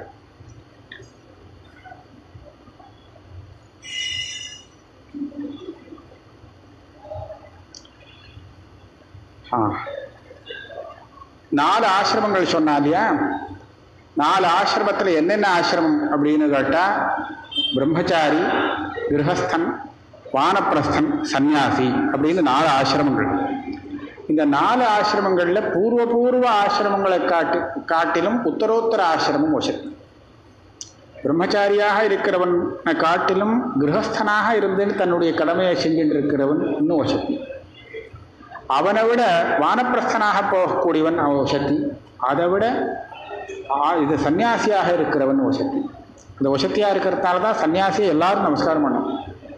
ஏன்னா தன்னை விட வசதி அப்படிங்கிறத காண்பிக்கிறது தான் நமஸ்காரம் பண்ணுறதுங்கிறது. அந்த ஆசிரமத்துக்கு அவன் எந்த நிலையில் இருக்கானோ அந்த நிலைக்கு அப்படி ஒரு பெருமை இருக்குது. ஏன்னா சன்னியாசிங்கிறவன் நல்ல விரக்தனாக இருக்கிறான். லௌகிகமான ஒரு சுகபோகத்தில் அவனுக்கு ஆசை கிடையாது. இது எதுவுமே எல்லாத்தையும் துறந்து போனவன் தானே. பிருஹதாரண்யகத்தில் என்ன சொல்றதுன்னு சொன்னால், 3 ஏஷணைகள். ஏஷனா அப்படின்னு சொன்னால் ஆசைன்னு அர்த்தம். உலகத்தில் இருக்கிற அத்தனை ஆசைகளையும், எத்தனை ஆசை இருக்கும், ஒரு அனந்த விதமான ஆசைகள் அப்படின்னு சொல்லிட்டு இருப்பாளோ இல்லையோ, அது எல்லாத்தையும் 3ஆக பிரித்து 3க்குள்ளே அடக்க முடியுங்கிற. அது என்னன்னா, வித்தைஷனா, லோகைஷனா. வித்தைஷனா இன்னும் கேட்டால் அது 2ல் கூட அடக்கிடலாம். ஒன்று சாதன ஏஷனை, சாத்திய ஏஷனை அப்படின்னு சொன்னால், சில சாதனங்களை நாம் அபேட்சிக்கிறோம். அந்த சாதனங்கள் மூலமாக சில சாத்தியத்தை நாம் அபேட்சிக்கிறோம். லோக, புத்திர, வித்தான்னு 3. நிறைய பணம் இருக்குது, பணம் வேணுங்கிற ஆசை. லோகத்தில் நல்ல கீர்த்தியோடு இருக்கணும், அண்ணா இருக்கணும், பொண்ணுமா சௌக்கியமாக இருக்கணுங்கிற இன்னும் ஒன்று. வம்சம் வளரணும்னு இன்னொரு புத்திர ஈஷனான்னு சொல்கிறது. இது எல்லாத்தையுமே நாம் ரெண்டாக பிரிக்கலாம். ஒன்று சிலதை சாதனமாக நாம் அபேட்சிக்கிறோம், அதை வச்சு நமக்கு உபயோகப்படுத்தணும்னு, அதனால வரக்கூடிய பலமாக சிலத்தை ஆசைப்படுறோம். ஆக சாத்தேஷனா சாதனேஷனா அப்படின்னு இந்த எல்லா ஆசையும் துறந்தவன் இருக்கானே, இதை விட்டவன் அவன் சன்னியாசி.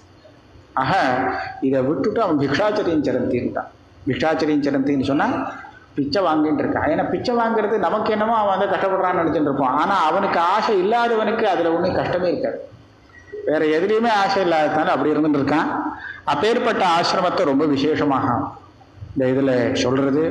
அது எப்படி சொல்றாருன்னா, சத்வார ஆசிரமாக கார்ஹஸ்தியம் ஆச்சாரிய குலம் மௌனம் வானப்பிரஸ்தம். மௌனம்னு பேர் கொடுத்துருக்கார் இந்த சன்னியாசிக்கு. முன்ன பின்ன கொஞ்சம் இதாக இருக்கு. மௌனம் அப்படின்னா சன்னியாசிங்கிறது.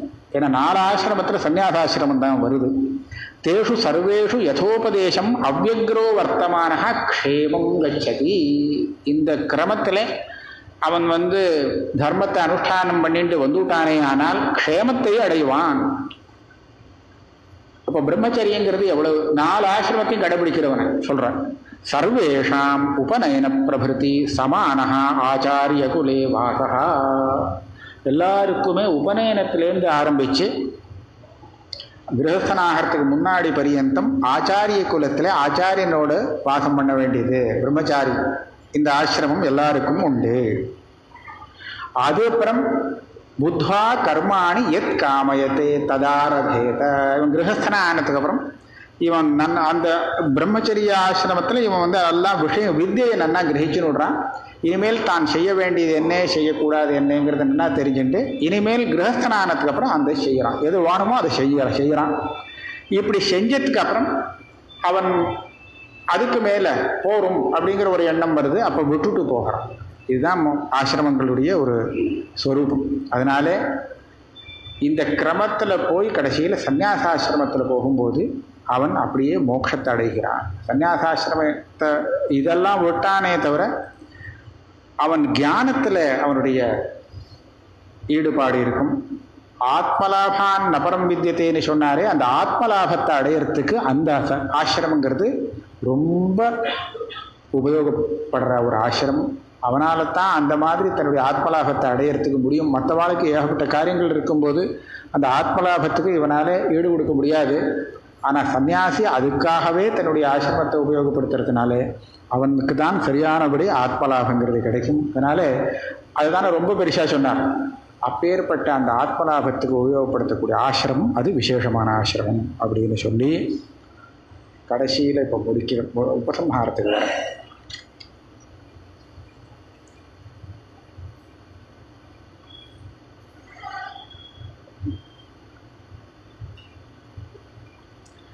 இந்த ராஜதர்மங்கள் அநேகமாக சொல்லிட்டேன். அவன் எந்த மாதிரி யாருக்கு என்ன மாதிரி தண்டனைகள் கொடுக்கணும் இதெல்லாம் வேற. அப்படி பண்ணினால் அவனுக்கு க்ஷேமம். ராஜாவாக இருக்கிறவன் அந்த தர்மத்தை கடைபிடிச்சான்னா அவனுக்கு க்ஷேமம். வைசியனாக இருக்கிறவனும் அதே மாதிரி தன்னுடைய தர்மத்தை அனுஷ்டானம் பண்ணும்போது அதனால் அவனுக்கு க்ஷேமம் ஏற்படும்.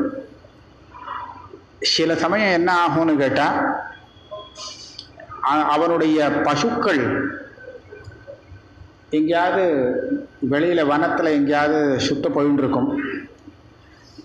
அது ராஜாவுடைய திருஷ்டியில் வரும், அவனுடைய பார்வையில் வரும்.